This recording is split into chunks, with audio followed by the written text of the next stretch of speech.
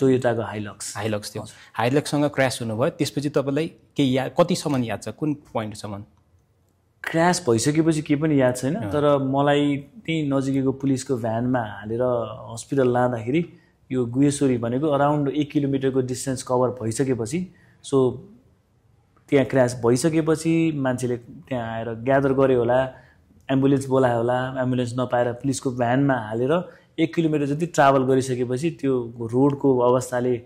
थर्क्यो नि त अनि त्यो पेनमा म कहाँ कतै बिउज्या थिएँ गुहेश्वरीको टर्निङतिर कता याद त्यहाँबाट चाहिँ लगभग सबै कुरा मलाई त्यहाँबाट मेरो लङ्समा ब्लड क्लट भएर लङ्समा पनि इन्जुरी भएर त्यो पछाडिको रिबले यो चेस्टबाट त्यो आई थिङ्क खोप्छ नि ट्युब हालेर त्यहाँबाट ब्लड निकालेको सम्बन्धमा पनि म होसमै छु कि ओके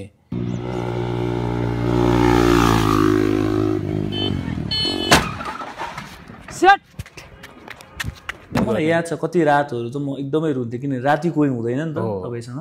सबैभन्दा धेरै हन्ट चाहिँ राति गर्छ सो निन्द्रा लाग्दैन अब इभन हस्पिटलमा हुँदाखेरि पनि मलाई पनि अझै पनि याद छ अब खोक्यो रगत आउँछ होइन नउठ्न सकिन्छ अलिकति चल्यो भनेदेखि दुख्छ सहन नसक्ने गरी दुख्छ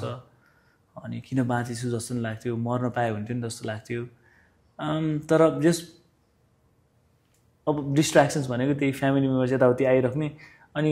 एक्लो भइदिए भए फरक हुन्थ्यो होला सो यही चिज मलाई फरेन कन्ट्रीमा भइदिए भए फरक हुन्थ्यो होला तर घर परिवारमा अब फेरि हाम्रो परिवारमा यस्तो इन्सिडेन्टहरू पहिलो टाइम भएको म जोइन्ट फ्यामिलीमा बस्छु एकदमै धेरै सपोर्ट भइरहेको थियो टोटल कति 18 फ्र्याक्चर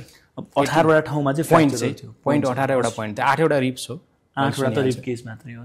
8 वटा रिप त्यसपछि दुईटै खुट्टा अनि हातको मल्टिपल डिस्लोकेसन्स र फ्र्याक्चर्स पनि देब्रे हातमा कति महिना हस्पिटल स्टे भयो त्यतिखेर 2 महिना जति हस्पिटलमा बसेँ 4 महिना चाहिँ अब बेड रिडनै भयो सो मलाई केसम्म याद छ भने मेरो त्यो स्थिति त्यस्तो थियो कि मलाई तन्नामा हालेर चाहिँ तन्नामा पोको पारिन्छ नि मान्छेले त्यो हाम्रो टर्निङहरू भर्याङको त्यस्तै थियो स्ट्रेचर लान मिल्दैन थियो त्यसरी तलमाथि गरेर लगभग 4 मन्थ्स चाहिँ कम्प्लिट बेड रिडन थिएँ पुरै हिँड्नै नसक्ने स्थिति है त्यो त दुईटै खुट्टा त्यस्तो भएको लोड बियरिङै गर्न मिल्दैन भन्नुभएको थियो there was no way possible so अलिअलि नाजुकै थियो आज हामी यो पोडकास्टको फर्स्ट एपिसोडमा कुरा गर्दैछौँ हामी 2015 सालको एउटा इन्सिडेन्टसँग जोडिएको घटना छ एकजना biker passionate motor bike rider speed गइराख्नु भएको अवस्थामा अपोजिट डिरेक्सनबाट आइरहेको गाडीसँग क्ल्यास हुँदाखेरि चाहिँ त्यतिखेर उहाँको एक्सिडेन्ट हुन्छ एक्सिडेन्ट सिभियर हुन्छ हस्पिटलमा लगिन्छ 18 वटा फ्र्याक्चर्स त्यसपछि महिनौसम्मको हस्पिटल रिकभरी थाहा नै हुँदैन कि म अब नर्मल लाइफमा पनि फर्किन्छु अथवा मेरो लाइफ अगाडि के हुन्छ भन्ने नै म थाहा नै हुँदैन त्यतिखेर त्यो अवस्थाको मनस्थितिबाट गुज्रिरहँदाखेरि कस्तो खालको हाम्रो भित्र के चल्छ भन्ने कुरामा आज हामी कुरा गर्छौँ त्यति मात्र होइन त्यतिको अवस्थाबाट बाहिर निस्किएर नर्मल लाइफ बाँच्नुको लागि त हामी ठिकै छ तर त्यो नर्मल लाइफबाट पनि अगाडि बढ्नु र त्यसपछि कैयौँ बडी बिल्डिङ च्याम्पियनसिपमा सहभागी भएर आज त्यस्तो सयौँ बडी बिल्डर्सहरूलाई देशमा उत्पादन गर्नु युवाहरूलाई प्रेरणा दिनु र फेरि आफ्नो पहिलाको प्यासनमा फर्किनु भनेको त्यति सजिलो कुरा होइन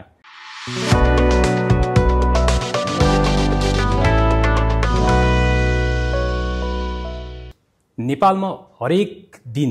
75 वटा रोड ट्राफिक एक्सिडेन्ट भइरहेछ 75 वटा सडक दुर्घटनामा हेर्ने हो भने चाहिँ लगभग 7 जना मान्छेको मृत्यु भइरहेछ हरेक दिन सडक दुर्घटनाले गर्दा मात्र अब यसमा 70% 70% रोड ट्राफिक एक्सिडेन्ट मोटरसाइकलको कारणले गर्दा हुन्छ र मोटरसाइकलमा हेर्ने हो भने पनि धेरै जसो एक्सिडेन्टहरू चाहिँ बेलुका 6 बजेदेखि लिएर 12 बजेको बिचमा हुने गर्छ र त्यसको सबैभन्दा मुख्य कारण के हो स्पिडिङ बाइकलाई स्पिड कुदाउँदाखेरि चाहिँ एक्सिडेन्ट हुने गरेको देखिएको छ अब एक्सिडेन्टको कुरा गर्ने हो भने एकातिर महिनाभरिमा 200 जना व्यक्तिहरूको मृत्यु भइरहेको छ एक्सिडेन्टले गर्दा मात्रै रोडमा रोड ट्राफिक एक्सिडेन्ट तर यो एक्सिडेन्ट केवल एक्सिडेन्ट मात्रै होइन किनकि हरेक एक्सिडेन्टसँग कुनै व्यक्तिको जीवन जोडिएको हुन्छ कसैको परिवार जोडिएको हुन्छ कसैको सपना जोडिएको हुन्छ र कसैको कथा जोडिएको हुन्छ कति कथाहरू त हामी थाहा नै नपाइकन सकिएर जान्छ केही कथाहरू हुन्छ जुन कथाले चाहिँ हामीलाई प्रेरणा दिन्छ हौसला दिन्छ त्यो कथाहरू धेरै कम पाउने गर्छ त्यो घटनाहरू धेरै कम हुने गर्छ र त्यस्तै एउटा घटनाको लागि आज हामी यो पोडकास्टको फर्स्ट एपिसोडमा कुरा गर्दैछौँ। हामी 2015 सालको एउटा इन्सिडेन्टसँग जोडिएको घटना छ। एकजना biker, passionate motor bike rider speed गइराख्नु भएको अवस्थामा अपोजिट डिरेक्सनबाट आइरहेको गाडीसँग क्ल्यास हुँदाखेरि चाहिँ त्यतिखेर उहाँको एक्सिडेन्ट हुन्छ। एक्सिडेन्ट सिभियर हुन्छ, हस्पिटलमा लगिन्छ, 18वटा फ्र्याक्चर्स, त्यसपछि महिनौसम्मको हस्पिटल रिकभरी।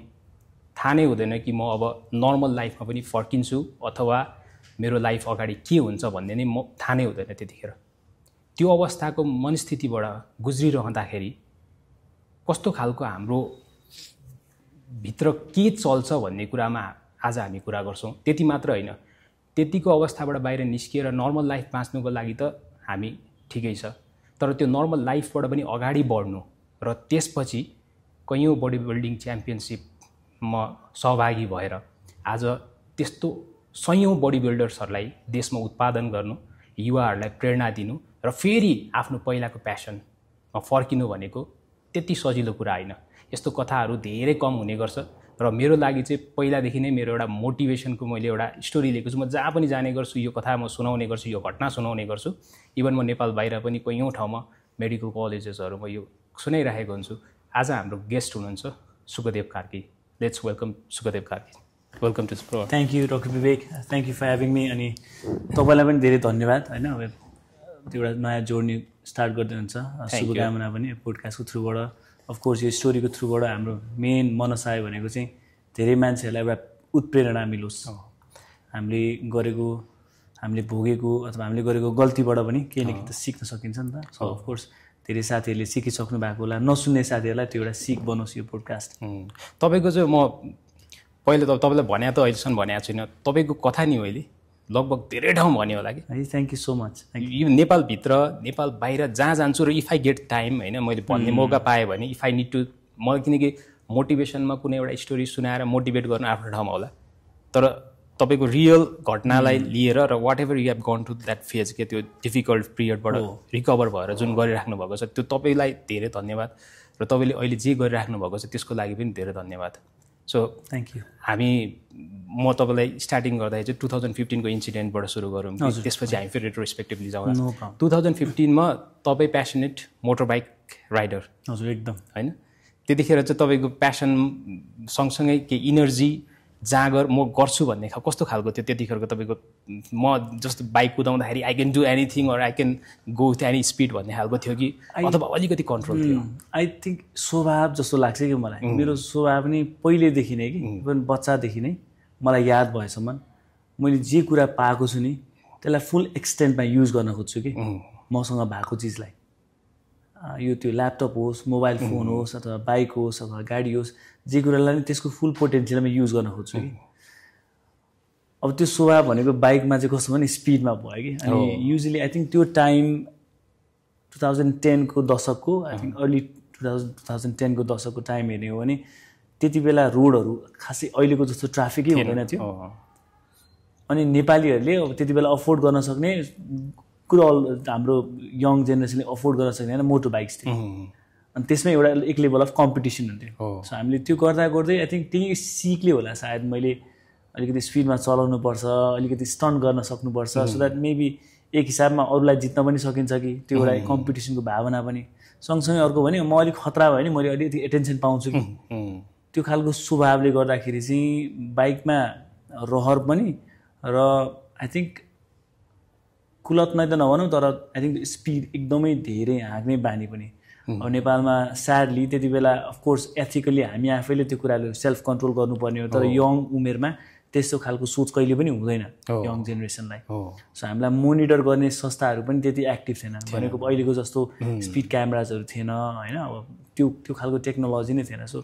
धेरै क्याजुअलिटी भयो। म मात्र होइन, म जस्ता कति साथीहरूको ज्यान गएको छ, कति अपाङ्ग भएको छन्, कतिको लाइफ अहिले मेरो जस्तै नर्मल हिसाबमा गुज्रिरहेछ, तर one of the luckiest ones I guess होइन। तपाईँको बाइक स्टार्टिङ चाहिँ प्यासनेट भनौँ एज म चाहिँ बाइक कुदाउनु चाहिँ सुरु गर्ने भनेको चाहिँ 2010 देखि हो? होइन, 2005-06 देखि नै हो। 5-6 देखि नै? बाबाले बाइक लिएर आउनुभयो भने म झुकेर लुकाएर म सफा गर्न लिएर जान्छु नि है भनेर पनि यसो एक दुईचोटि राउन्ड गरेर आउने खालको त्यो स्वाभाविक लुकी घरमा कोही अब त्यति बेला हामीलाई भिजिट गर्न आउँदाखेरि मोस्टली हाम्रो अङ्कलहरू हाम्रो कजन्सहरू बाइकमा आउनुहुन्थ्यो अनि त्यति बेला लुकेर म त त्यति बेला लाइसेन्स पनि हुँदैन थियो तर सफा गर्नेको बाहना अथवा यसो एकछिन चाबी दिनु न म हेर्छु मात्र भन्नेको बाहनामा यसो सानो राइड गएर आउने त्यति बेलादेखि बाइकको रहर त्यतिखेर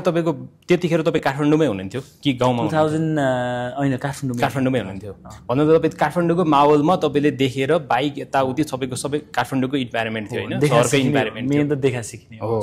अनि 2015 को त्यो इन्सिडेन्ट थियो नि जुन तपाईँको सायद लाइफको एउटा टर्निङ भनौँ कि अथवा त्यो भनेको एउटा नेक्स्ट लेभलमा पुग्ने इन्सिडेन्ट थियो अहिले हेर्दाखेरि त त्यो इन्सिडेन्टको बेलामा तपाईँ बाइक स्पिड कुदाइराख्नु भएको थियो टर्निङ थियो जहाँसम्म मलाई लाग्छ स्पिड कति थियो बाइकको तपाईँको मलाई याद थिएन तर हामीले पछि एउटा फुटेजमा हेरेको थियौँ कि अराउन्ड त्यो हामी ठ्याक्कै क्रास हामी दुईजनाको कोलिजन हुने टाइमको स्पिड चाहिँ 78 km/h स्पिड थियो त्यो पनि टर्निङ थियो फेरि टर्निङ एकदम टर्निङ थियो न्यारो रोड थियो हजुर त्यो रोडमा दुईटा गाडी चाहिँ मजाले पास हुने रोड हो त्यो दुईटा एकदम मजाले पास हुने रोड तर कसो भने त्यो रोडको टर्निङ रेडियस एकदमै सानो थियो नि त अनि डबल टर्निङ थियो एस कर्भ जस्तो डबल टर्निङ रेडियस एकदमै सानो 30-40 को स्पिडलाई पनि बढी रेडियसमा कम हुन्छ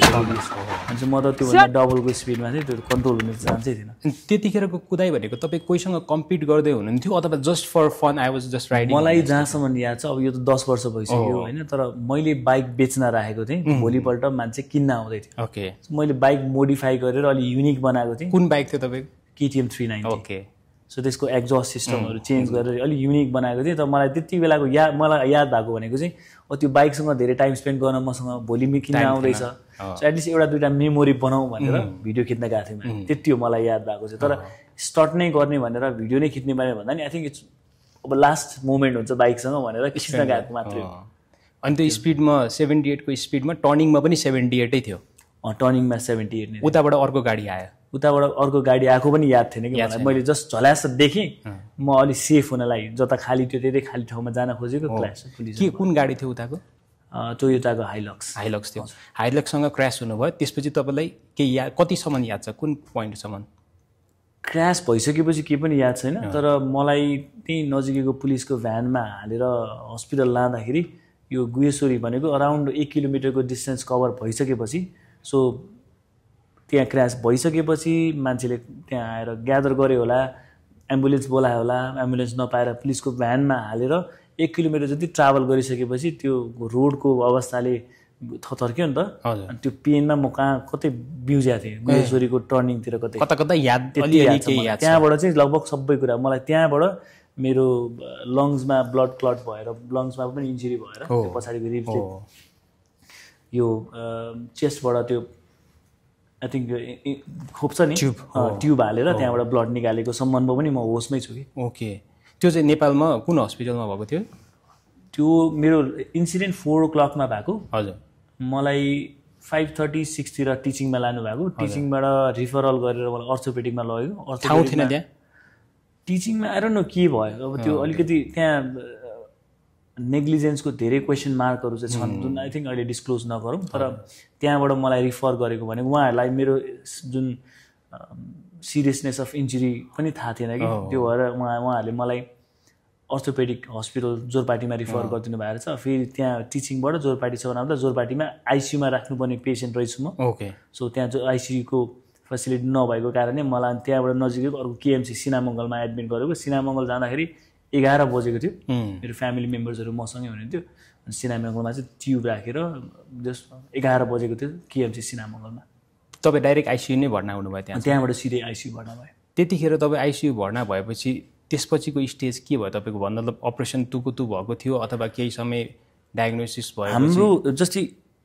यो खुट्टालाई स्टेबल भनेको दुईटै खुट्टा भाँचेको थियो अनि हात भाँचेको थियो अनि मेरो करङहरू भाँचेको थियो सो मलाई अलि स्टेबल बनाउनु मात्र भएको थियो इमिडिएट सर्जरी आई थिङ्क भोलिपल्ट मेरो खुट्टाको सफा गर्ने त्यस्तै के भएको थियो सर्जरी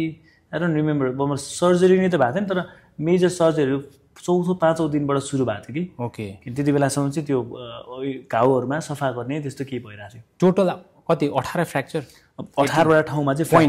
पोइन्ट 18 वटा पोइन्ट 8 वटा रिब्स हो 8 वटा त रिब केस मात्रै हजुर 8वटा रिब, त्यसपछि दुईटै खुट्टा अनि हातको मल्टिपल डिस्लोकेसन्स र फ्र्याक्चर्स पनि देब्रे हातमा। कति महिना हस्पिटल स्टे भयो त्यतिखेर? 2 महिना जति हस्पिटलमा बसेँ। 4 महिना चाहिँ अब बेड रिडनै भयो। सो मलाई केसम्म याद छ भने मेरो त्यो स्थिति त्यस्तो थियो कि मलाई तन्नामा हालेर चाहिँ तन्नामा पोको पारिन्छ नि मान्छेलाई, त्यो हाम्रो टर्निङहरू भर्याङको त्यस्तै थियो, स्ट्रेचर लान मिल्दैन थियो, त्यसरी तलमाथि गरेर लगभग 4 months चाहिँ कम्प्लिट बेड रिडन थिएँ। पुरै हिँड्नै नसक्ने स्थिति है? त्यो त दुईटै खुट्टा त्यस्तो भएको, लोड बियरिङै गर्न मिल्दैन भन्नुभएको थियो। There was no way possible. So अलिअलि नाजुकै थियो त्यतिखेर। मैले अब साइकोलोजिकल पोइन्ट अफ भ्यूमा हेर्ने हो भने कतिजना मान्छेलाई चाहिँ तपाईँ रिकभर भइसक्दा घरमा त्यो 4 महिनाको ड्युरेसनमा नि सर्भाइभल गिल्ट फिल हुन्छ कि तपाईँलाई त्यो भएको थियो भन्छु म होइन। तर आई थिङ्क त्यो पोइन्टमा म धेरै टाइम बस्नै पाइनँ कि। ओके। सो डिस्ट्र्याक्सन भइरहेको थियो। डिस्ट्र्याक्सन भनेको गर्ने फ्यामिली हो। डिस्ट्र्याक्सन भनेको अब फ्यामिली मेम्बर्स आइराख्ने होइन, मलाई भिजिट गर्न साथीहरू आइराख्ने, त्यसले गर्दा के हर्छ न म त्यो पोइन्टमा त्यति डिपली त्यो स्टेटमा बस्नै पाइनँ कि। हो, नत्र नर्मली हामीले धेरैजनालाई इभन कतिजना त्यो स्टेजमा त्यस्तो खालको क्रिटिकल स्टेजबाट पास गरिसकेपछि चाहिँ आफैलाई प्रश्न सोध्ने गर्छु कि म किन बाँचेँ, म मरेको भए हुन्थ्यो, गिल्ट फिल। मलाई याद छ कति रातहरू त म एकदमै रुन्थेँ, किन राति कोही हुँदैन नि त तपाईँसँग। सबैभन्दा धेरै हन्ट चाहिँ राति गर्छ। सो निन्द्रा लाग्दैन। अब इभन हस्पिटलमा हुँदाखेरि पनि मलाई पनि अझै पनि याद छ, अब खोक्यो रगत आउँछ होइन, नउठ्न सकिन्छ, अलिकति चल्यो भनेदेखि दुख्छ, सहन नसक्ने गरी दुख्छ। अनि किन बाँचेछु जस्तो पनि लाग्थ्यो, मर्न पायो हुन्थ्यो नि जस्तो लाग्थ्यो। तर जस अब डिस्ट्र्याक्सन्स भनेको त्यही फ्यामिली मेम्बर्स यताउति आइराख्ने, अनि एक्लो भइदिए भए फरक हुन्थ्यो होला। सो यही चिज मलाई फरेन कन्ट्रीमा भइदिए भए फरक हुन्थ्यो होला। तर घर परिवारमा अब फेरि हाम्रो परिवारमा यस्तो इन्सिडेन्टहरू पहिलो टाइम भएको, म जोइन्ट फ्यामिलीमा बस्छु, एकदमै धेरै सपोर्ट भइरहेको थियो। सबै सपोर्ट भन्दा नि सबैलाई अब एकदमै दुःख लागेको थियो। अनि सबैजना कुरा गर्ने टाइम पाएको कारणले चाहिँ आई थिङ्क त्यो कुराहरू मजाले सबसाइड नै भयो कि। अनि रिकभरीमा यो कुराले पनि रोल खेल्दो रहेछ, किनकि कतिवटा देशमा अथवा हाम्रै कतिवटा सिचुएसनमा चाहिँ जुन ट्रमा पछिको इभेन्टमा मान्छे भेट्न आउने, कुरा गर्ने, अथवा आफूले पालेको पेटहरूसँग हामी समय बिताउने, त्यो गर्दाखेरि चाहिँ हाम्रो बडीको कयौँ हर्मोन्सहरू चाहिँ चाहिने हर्मोन्सहरू भनौँ न, ब्रेनलाई काम गर्ने हर्मोन्सहरू पिक लिएर जाने, अनि त्यसले चाहिँ हाम्रो रिकभरीमा पनि असिस्ट गर्छ कि। त्यो नर्मली अब रिसर्चको बेसिसमा हेर्ने हो भने चाहिँ त्यही भएर पनि मैले तपाईँलाई त्यो किन सोधेको भने तपाईँको जोइन्ट फ्यामिली हुनु चाहिँ सायद प्रोबेबली बेनिफिट भयो होला कि। मलाई आई थिङ्क अपलिफ्ट गर्नलाई उहाँहरूको सपोर्टले पनि धेरै ठुलो रोल खेलेको छ। अनि त्यो लगभग तपाईँ भनौँ न 6 months त हस्पिटलको 2 months प्लस 4 months घरमा, टोटल 4 months घरमा। At the end of 6 months तपाईँ अलिअलि हिँड्न थाल्नुभयो। 4 monthsको अक्टोबरको 2nd भएको इन्सिडेन्ट हो यो। हजुर। मैले जनवरीको 1st week होला म पहिलोचोटि उभिन सकेको कि मिररको अगाडि अथवा सपोर्ट लिएर उभिन सकेको। झन्डै तपाईँलाई 4 months लाग्यो। फर्स्ट टाइम उभिएको याद छ। तर अगेन रिकभरीमा त अर्को 5-6 महिना 6 महिना 7 महिना त मलाई बल्ल अलिकति उठेर यताउति हिन्डुल गर्न टाइम लागेको थियो कि। 6 months जति हिँड्नु नर्मल एटलिस्ट अलिअलि वेट बियरिङ गर्न क्रचेसमा होइन। फर्स्ट व्हिल चेयरमा हुन्थ्यो, त्यसपछि क्रचेसमा, त्यसपछि अलिअलि विदाउट सपोर्ट इन्डिपेन्डेन्टली पनि हिँड्न सक्थेँ। त्यतिखेर तपाईँलाई थाहा थियो like that I am going to recover after few months, अरू मलाई नर्मल हुन्छ जस्तो केही थियो? त्यस्तो कसैलाई पनि थाहा हुँदैन। कसैले थाहा हुन्छ भनेर भन्यो भने त्यो झुट बोल्यो है, कसैलाई थाहा नै हुँदैन। सो हामी भन्छौँ नि you go with the flow भने जस्तै। अब कहिले काहीँ कस्तो हुन्छ नि the impact of the injury was so massive कि मैले त्यो कुरा कल्पना पनि गरेको थिइनँ कि म हिँडौँला अथवा उभिउँला। एक हिसाबमा मैले आफ्नो लाइफ व्हिल चेयरमा बिताउनु पर्छ भनेर एक्सेप्ट नै गरिसकेको मान्छे हो कि म। अनि मैले कहिले पनि सोचेको थिइनँ कि यो लाइफ मेरो लागि हुन्छ नि, म हिँड्न सक्छु अथवा कुद्न सक्छु। कुन चाहिँ टर्निङ पोइन्ट थियो जुन टर्निङ पोइन्टमा चाहिँ तपाईँलाई लाग्यो कि अब that I need to go ahead of this भन्ने खालको हुन्छ नि, यो साइकोलोजिकली अथवा किनकि तपाईँले त्यसपछि गएर हो नि त बडी बिल्डिङ एन्ट्री गर्नुभयो होइन? कुनै एउटा पोइन्ट थियो जुन पोइन्टमा चाहिँ now I have to go from this अनि I have to lead again भनेर, अथवा त्यस्तो खालको मोटिभेसन कुनै पोइन्ट चाहिँ आफै थिएन? म जस्तै भने नि तपाईँले, मलाई के थियो भने मैले अलिकति आफूलाई इम्प्रुभ गर्नुपर्छ। इम्प्रुभ गर्नलाई सायद मैले भनौँ न म क्रचेसमा हिँडिरहेको छु भने अलिकति सपोर्ट लिएर क्रचेसलाई अभोइड गर्नलाई मैले के गर्न सक्छु त्यो कुरालाई इम्प्रुभ गर्छु। हिजोभन्दा आज बेटर हुन्छु, हिजोभन्दा आज बेटर होला, म के गर्न सक्छु भन्ने कुरा फोकस गर्दा गर्दै भएको एक्सर्साइज वा समथिङ मैले पहिलेदेखि नै प्यासनेटली गर्ने कुरा मैले त्यसलाई कन्टिन्युटी दिँदै जाँदाखेरि अब त्यो एउटा मसल मेमोरी पनि भयो प्लस हामीले एउटा ग्रेजुअली प्रोग्रेसिभ ओभरलोड राखेर कुनै पनि एक्सर्साइज गरिसकेपछि बडीले एड्याप्ट गरि पनि हाल्छ सो त्यो गर्दा गर्दै 13th 14th मन्थमा चाहिँ बडीमा राम्रो चेन्जेसहरू पनि देखिन थाल्यो कि 13-14 महिना चाहिँ मलाई जस त्यो बडीमा एक्सर्साइज गर्दाखेरि अप्पर बडी त त्यस्तो मजाले डिभास्टेड भएको थिएन नि त लोवर बडीमा थियो त्यो लोवर बडी चाहिँ लगभग मेरो 4 आर्म जत्रै थियो कि सुकेर एट्रोफी भएर सो 13th 14th मन्थपछि अलिअलि त्यस्तै एक्सर्साइज स्ट्रेस पनि एडिसनल दिन थालिसकेपछि त्यति बेला वेट बेरिङ पनि मजाले गर्न मिल्थ्यो त्यहाँपछि फिजिकल चेन्ज आउन थालिसकेपछि मेबी किनभने अगाडिको सपना हो नि त मेरो बडी बिल्डिङ कन्टेस्टमा गएर पार्टिसिपेट गर्ने त्यसलाई फुलफिल गर्न सक्छु भनेर ट्राई गरिरहेको थिएँ एभ्री डे अनि त्यो 17th मन्थ हो कि 18th मन्थ अराउन्ड 18th मन्थमा होला मैले त्यो बडी बिल्डिङ पार्टिसिपेट गरेँ आफ्टर द एक्सिडेन्ट त्यो पार्टिसिपेट गर्ने बेला सोध्नु भएको थियो कसैलाई पर्मिसन घरको मेम्बरलाई कि जस्ट आई वान्ट दिस भनेर जस्ट घरमा किनकि त्यो प्यासन हो नि त कहिले कहिले सोध्नु चाहिँ हामीले कसरी अब त्यो सोध्ने चाहिँ मैले कसैलाई गर्दा नि गर्दैन यसै पनि कुनै पनि कुराहरू कि घरमा अब उसले जे गर्छ गरोस् भन्ने खालको हुन्छ घरमा पनि खासै त्यो खालको हाम्रो कल्चर छैन मैले त्यो खालको संस्कार किन मैले सोधेको भने कहिले कहिले कस्तो हुन्छ भने हाम्रो प्यासन यस्तो इन्टेन्स हुन्छ किनकि हामीलाई त्यहाँ पुग्नुपर्छ कि इभन सोध्ने कल्चर रहेछ भने पनि सोधिँदैन क्या त्यतिखेर चाहिँ किनकि हाम्रो प्यासनले जितिरहेको हुन्छ कि त्यो फेज हो नि त कोही मान्छे 6 मन्थ्स त्यसरी बेड रिटर्न भएर अनि त्यसपछि त्यत्रो 1.5 झन्डै 13 महिना जति आफूलाई इम्प्रुभ गरेर अब चाहिँ आई एम क्यापेबल भन्दा भित्रबाट त्यो इन्स्टिक्ट ओके म यस्तो छ सोधिनँ पनि अनि घर परिवारले खासै त्यसमा नाइनासी पनि नगर्नु कारण चाहिँ म असाध्यै नै जिद्दी छु कि मान्छे ओके जिद भनेको कस्तो भनेदेखि म गर्छु भनेपछि अब डक्टरले मलाई ब्याग पनि बोक्न मिल्दैन भनेर भन्दाखेरि म 7th मन्थतिर म त्यो एकजना साथी लिएर पोखरा गएको थिएँ कि ब्याग बोकेर अनि त्यहाँ मलाई सर्जरी गर्ने मान्छे एयरपोर्टमा भेटेर डक्टर सरोज गौतम मैले सर्जरी गर्नुभयो मेरो सर्जन हो उहाँलाई मैले पोखराको एयरपोर्टमा भेटेँ अनि समी क्यारिङ अ ब्याग मलाई मजाले झपार्नु मलाई के हो सुखदेवजी तपाईँ यस्तो गर्ने भनेर झपार्नु भयो अनि अब त्यो भने उहाँले तर उहाँहरूसँग लुकाउने तर आफू गर्न चाहिँ नछोड्ने एक्सर्साइज गर्नुहुन्न भन्नुहुन्थ्यो मैले कुनै कसैको नै सुनेको थिइनँ कि मेरो बडीको पोटेन्सियल मैले एक हिसाबमा आफैले सोचेको थिएँ कि यति छ मेरो म गर्न सक्छु होला सायद म रङ हुन सक्थेँ तर रङ भएन त्यति बेला त्यो 13 मन्थ्समा बडी बिल्डिङमा चाहिँ तपाईँ एन्ट्री गर्नुभयो जस्तो यो चाहिँ के national body building championship okay अनि त्यसमा चाहिँ तपाईँ एन्ट्री गरिसक्दाखेरि पोस्ट ट्रमेटिक स्टेज हुन्छ नि त्यो पोस्ट ट्रमेटिक स्टेजमा चाहिँ धेरैजना मान्छेले चाहिँ पोस्ट ट्रमेटिक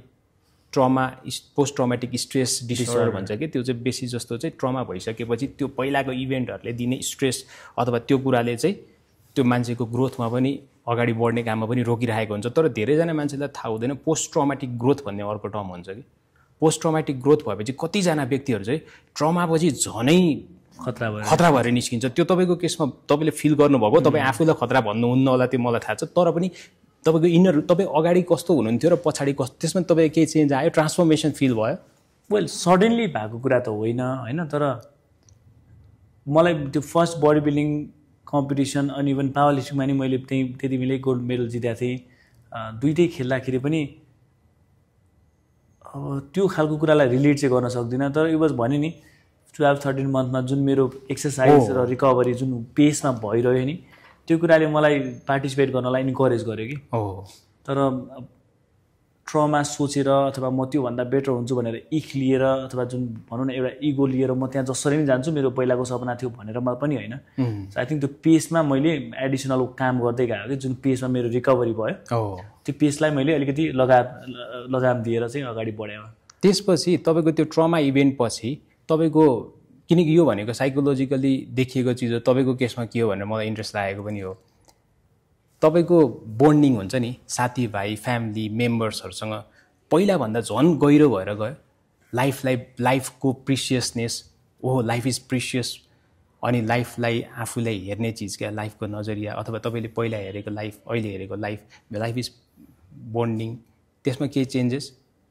पहिला त यस्तो हो मैले लाइफको पर्सेप्सनको बारेमा सोच्दा सोधेको थिएँ एउटा त I think I was probably young पनि एक्सिडेन्ट भइसकेपछि के हदसम्ममा जुन रिकभरी भयो अनि जुन हामीले बडी बिल्डिङ गऱ्यौँ सबैले एप्रिसिएट गर्न थाले सबैले मलाई स्याबास भन्न थाले यु बिकम एन इन्सपिरेसन भनेर सबैले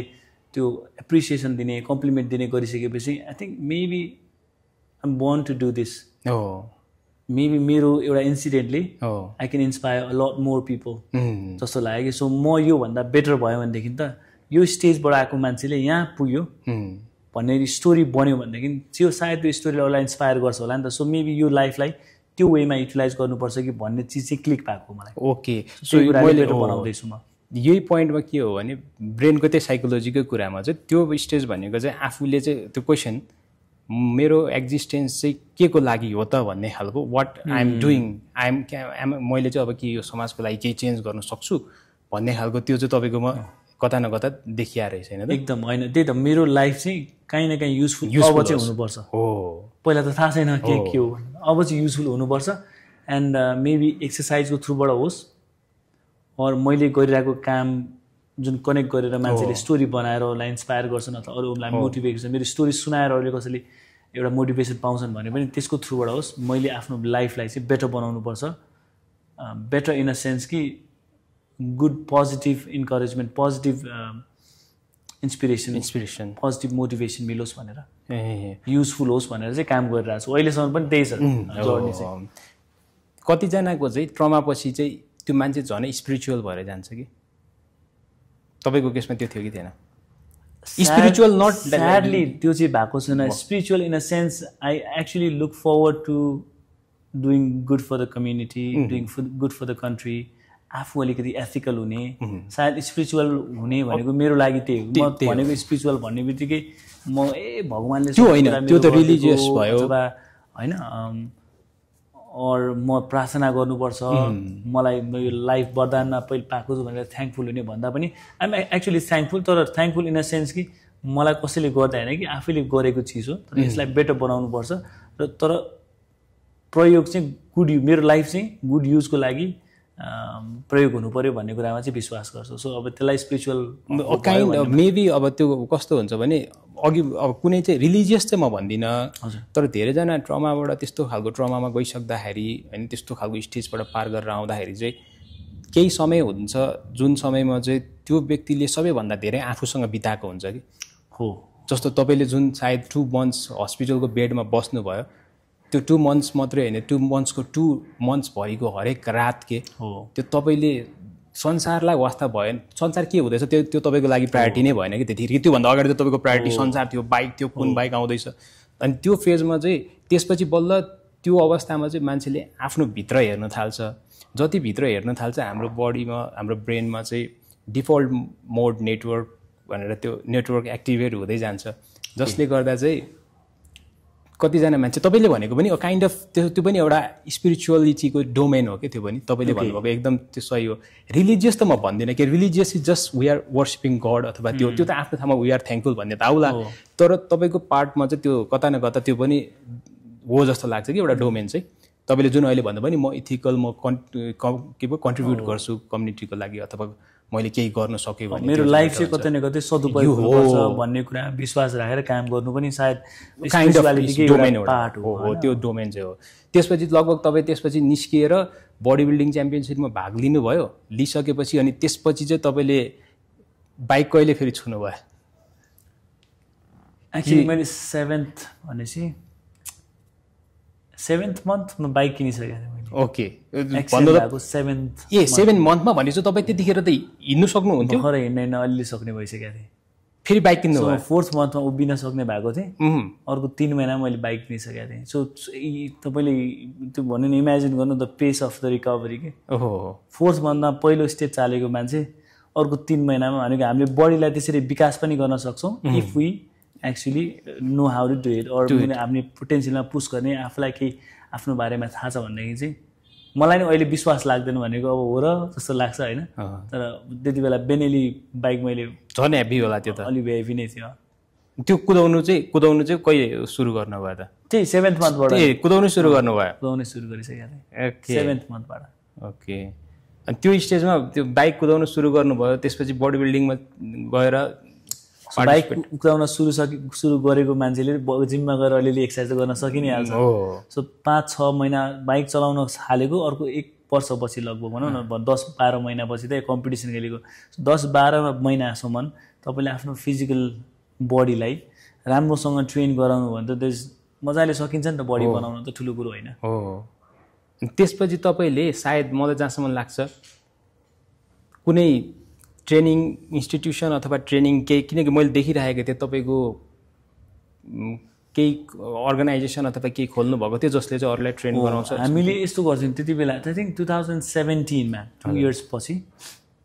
हामीले 2015मा स्थापना गरौँ 3-4 हामी साथीभाइहरू मिलेर एक्सर्साइजको भिडियोजहरू जस्ट हाम्रो स्किल्सहरूलाई चाहिँ क्यालिस्थेनिक्स स्किल्सहरूलाई चाहिँ देखाउन भनेर एउटा पेज हामीले सेटअप गरेको थियौँ 15 अगस्त 2015मा that was before my accident अब एक्सिडेन्टपछि त्यो कुराहरू सबै सक्यो भयो अब त्यहाँबाट हामीले अलिकति रिभाइभ हुन थालिसकेपछि हामीले त्यही पेजलाई फर्दर हामी अलिक अरू यस्तै एक्टिभिटिजहरूमा इन्भल्भ गराउँथ्यौँ अनि अब मेरो एक्सिडेन्ट भएर रिकभरी भइसकेको स्टेटमा चाहिँ मेरो त्यही घर नजिक एउटा सामुदायिक पार्क छ त्यो सामुदायिक पार्कमा चाहिँ हामीले क्यालिस्थेनिक्सको पार्क भन्छौँ त्यो भनेको धेरैजनालाई थाहा छैन त्यसलाई सिम्प्लिफाई क्यालिस्थेनिक्स भनेको चाहिँ जिम्नास्टिक्स विधाबाट आएको एउटा अन्डरग्राउन्ड स्पोर्ट जस्तो हो हजुर तर बार्सहरू युज गरेर आफ्नो बडीको स्किल्सहरू एक्सर्साइजको स्किल्सहरू देखाउने एउटा कला विधा भयो होइन ओके क्यालिस्थेनिक्स त्यसको एक्सर्साइजको एउटा फर्म मात्र युजली आफ्नो बडी वेट युज गरिन्छ अनि इक्विपमेन्ट भनेको त्यो बार्सहरू हुन्छ ओके सो त्यस्तै बार्सहरू चाहिँ हामीले बनाउने भनेर निदो गरेका थियौँ अनि मेरो आफ्नै व्यक्तिगत पैसामा त्यहाँ मान्छेहरूसँग अरू त्यहाँको भनौँ न त्यो तपाईँले सुरुवात चाहिँ आफ्नो कम्युनिटीबाट गर्नुभयो आफ्नो कम्युनिटीबाट गरेँ 2017को कुरा हो त्यसपछि हामीले त्यहीँको भाइ बहिनी सानो भाइ बहिनीलाई पनि एक्सर्साइज सिकाउँथ्यौँ हजुर अनि त्यही एक्सर्साइज गर्ने बानीलाई नै मैले बिस्तारै बिस्तारै प्रोफेसन बनाउन थालेँ मान्छेहरू सिक्न आउँथे सोध्न आउँथे अनि त्यसलाई क्यास इन गर्ने अनि आफ्नो कम्युनिटीमा चाहिँ विदाउट एनी चार्ज हामीले त्यहाँको फ्यामिलिजहरू मेरो आफ्नै फ्यामिलिजहरूलाई लगेर ट्रेनिङ गराउनेदेखि लिएर त्यहीँ वरिपरिका भाइ बहिनीहरूलाई पनि ट्रेनिङ गराउँथ्यौँ हामीले पछि गएर अब त्यो कल्चर अलिक फेमस हुँदै गयो त्यो नेपालभरि फैलियो कतिवटा डिस्ट्रिक्टमा गयो त्यो 12 डिस्ट्रिक्ट्समा होला अहिले टोटल हामीले गरेको हामीले आफैले 50वटा प्लस क्यालिस्थेनिक्स पार्क बनाएको छौँ त्यही कुरा गभर्मेन्टले अडप्ट गर्यो त्यसको मतलब पछिल्लो समयमा चाहिँ गभर्मेन्टले 2018बाट सुरु गर्यो आउटडोर पार्कहरू ओके अहिले त 500 प्लस आउटडोर पार्क्सहरू होला नेपालभरि नै ओके त्यहाँमध्ये धेरै जसोहरू भनौँ न युजमा छन् त्यसले एक्टिभली समाजमा कतै न कतै मान्छेलाई फिट हुन एक्टिभ हुनलाई मोटिभेट गरिरहेछ ल त्यो सायद फ्री पनि होला होइन सबै ठाउँ all of these are free of cost okay त्यसो भए त अहिले हेर्ने भने 12 डिस्ट्रिक्ट त तपाईँहरूले सुरु गर्नुभयो 500 भनेपछि लगभग नेपालको लगभग सबै स्थानीय तहमा यो जिमको आउटडोर इक्विपमेन्ट राख्ने अलिक कल्चर छ कति ठाउँमा हामी आफैले गएर बनाएको छौँ कति ठाउँमा उहाँहरूले नै कसैलाई कन्ट्र्याक्टरहरूलाई दिएर बनाउने चलन छ त्यो चाहिँ तपाईँको त्यो पार्ट अहिले पनि कन्टिन्यू छ त्यो कन्टिन्यू भइरहेछ हामीले हाम्रो डिरेक्ट कन्ट्रिब्युसनमा गरेको लास्ट प्रोजेक्ट भनेको भरतपुरको पुलिस कलेजमा थियो यो हाम्रै फन्डिङ हाम्रो संस्थाकै फन्डिङमा हामीले पुलिस कलेज चितवन भरतपुर त्यहाँ गरेको थियौँ सो लगभग वर्षैपछि हामी कतै न कतै अलि जहाँ प्रयोग धेरै हुनसक्छ त्यो ठाउँमा चाहिँ हामी आफैले पनि कन्ट्रिब्युट गरिरहेछौँ कहिलेकाहीँ अरू बिजनेसहरूसँग कोलाबोरेट पनि गर्ने बानी छ गरि नै रहेछौँ लगभग त्यो पार्ट बाहेकको पनि तपाईँले बडी बिल्डिङ ट्रेनिङहरू गराउनुहुन्छ बडी बिल्डिङ ट्रेनिङ भनेर चाहिँ होइन सो इनिसियली कसरी स्टार्ट भयो भने लकडाउनमा हामीसँग जुन यस्तै भाइ बहिनीहरू हुन्छन् नि पार्कमा ट्रेनिङ गर्न आउने अनि के हुन्छ न उनीहरूले एक टाइमसम्म गरिसकेपछि अरूलाई सिकाउने ओके सिकाउँदा के हुन्छ भने कति ट्रेनिङको प्रिन्सिपल्सहरू अथवा एक्सर्साइजको फिजियोलोजीहरू जानेको हुँदैन त्यो भाइ बहिनीहरूले सो 2019मा म पढेर आइसकेपछि त्यो भाइ बहिनीहरूलाई पनि आफूसँग भएको चिजलाई सेयर गर्ने भनेर उहाँहरूलाई हामीले कक्षा सञ्चालन गऱ्यौँ free of cost for everybody so त्यति बेला 20-30जना भाइ बहिनीहरू हुन्थे कहिलेकाहीँ खानेकुराको बारेमा कहिलेकाहीँ एक्सर्साइजको बारेमा कहिलेकाहीँ मुभमेन्ट प्याटर्न्सको बारेमा हामीले अरूलाई सिकाउने कसरी आफू कसरी इम्प्लिमेन्ट गर्ने भनेर क्लास लिन्थ्यौँ अनि मैले जिममा त्यति बेला आफू पनि काम गर्थेँ अनि त्यो पढाएको भाइ बहिनीहरू चाहिँ मैले उनीहरूसँग काम नभएपछि त जिममा कतै न कतै जब दिनु पऱ्यो जबको कुनै रेफरल्स भयो भने उहाँहरूलाई मैले रेफरल्स दिन्थेँ अब 1-2जना भाइहरूले त्यहाँ जिममा काम गरेर एकदमै राम्रो फिडब्याक पाउनु भयो ओके सो आई थट कि होइन यसलाई अलिकति नेक्स्ट ब्याच पनि रन गर्ने कि भनेर सेकेन्ड ब्याच रन गरेर 2021बाट सेकेन्ड ब्याच हामीले हाम्रो संस्था NYFC जुन नेपालभरि छरिएर बसेको संस्थाको कोर मेम्बरहरूलाई अहिलेसम्म पनि 1 रुपैयाँ पनि तिर्नु पर्दैन फ्री अफ कस्ट हो नन मेम्बर्सहरूलाई चाहिँ हामीले सर्टेन शुल्क चार्ज गरेर कोर्स लिजिट कोर्स ओके हैन एउटा सिलेबस बनाएरै करिकुलम राखेर नै हामीले सर्टिफाइङ बडी भनेर नेपालमा अहिलेसम्म सञ्चालन गरिरहेको छ। त्यो 4-5 वर्ष भयो हामीले सञ्चालन गर्न। लगभग 5 वर्षमा सो बडी बिल्डिङ मात्र आएन, यो चाहिँ सबै ओभरअल फिट कसरी हुने मान्छे, हामीले रेगुलर गर्ने फिजिकल एक्टिभिटीहरूलाई नै एक्सर्साइजमा कसरी परिणत गर्न सक्छौँ, फङ्सनल एक्टिभिटीमा चाहिँ हामी बढी प्राथमिकता दिएर ट्रेनिङ गराउँछौँ। सो एउटा चाहिँ नेपालमा अहिले कोही पनि त्यति बेला पनि कोही थिएन, अहिले पनि कोही छैन, नेपालको एक मात्रै ट्रेनिङ इन्स्टिट्युट भयो। त्यसमा लगभग 4-5 इयर्स भन्नुभयो होइन? 4-5 इयर्स 4 इयर्स जस्तो। 4 इयर्समा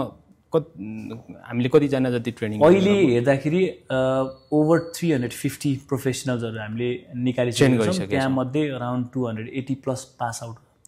280 पास आउट। ओके, त्यहाँमध्ये लगभग 200+ले अहिले जागिर पनि गर्छन्। कहीँ न कहीँ गएर आफ्नै व्यवसाय होस्, अरूको जिम्मा होस्, उहाँहरूले रोजगार पनि पाउनु भएको छ। ओके, यो भनेको त लगभग मलाई लाग्छ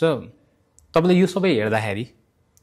लास्ट 7 इयर्समा 2015-2025 ठ्याक्क 10 इयर्स है? 10 इयर्स हुन्छ, ठ्याक्क 10 इयर्स हुन्छ। 10 इयर्स हुन्छ। मैले एक्टिभली काम गर्न भने 2017 काम गर्न थालेँ, 8 इयर्स भयो एक्टिभली काम गर्न थालेको चाहिँ। कहिले कहिले तपाईँ कम्पेयर गर्नुहुन्छ 2015 र 2025? यसो कहिले कहिले हुन्छ? होइन, कम्पेयर एभ्री डे गर्छु म, कम्पेयर एभ्री डे गर्छु। अनि मलाई एभ्री डे यति you feel good, grateful feel हुन्छ कि मैले यो लाइफ सायद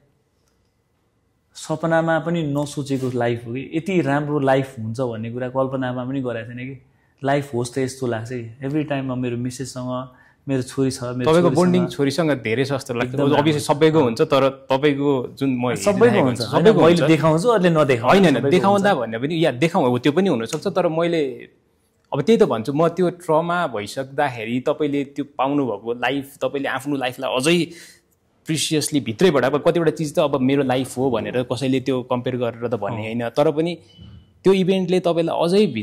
अझै आफ्नो सेल्फ अवेयर, आफ्नो रिलेसन बोन्डिङ सबैतिर तपाईँलाई अवेयर गराएको असर गर्छ। Once you start becoming very thankful, सबै कुराहरू नै पोजिटिभ हुन्छ कि लाइफ हो। थ्याङ्कफुल हुनुको एउटा अर्को अर्थ के पनि हो भने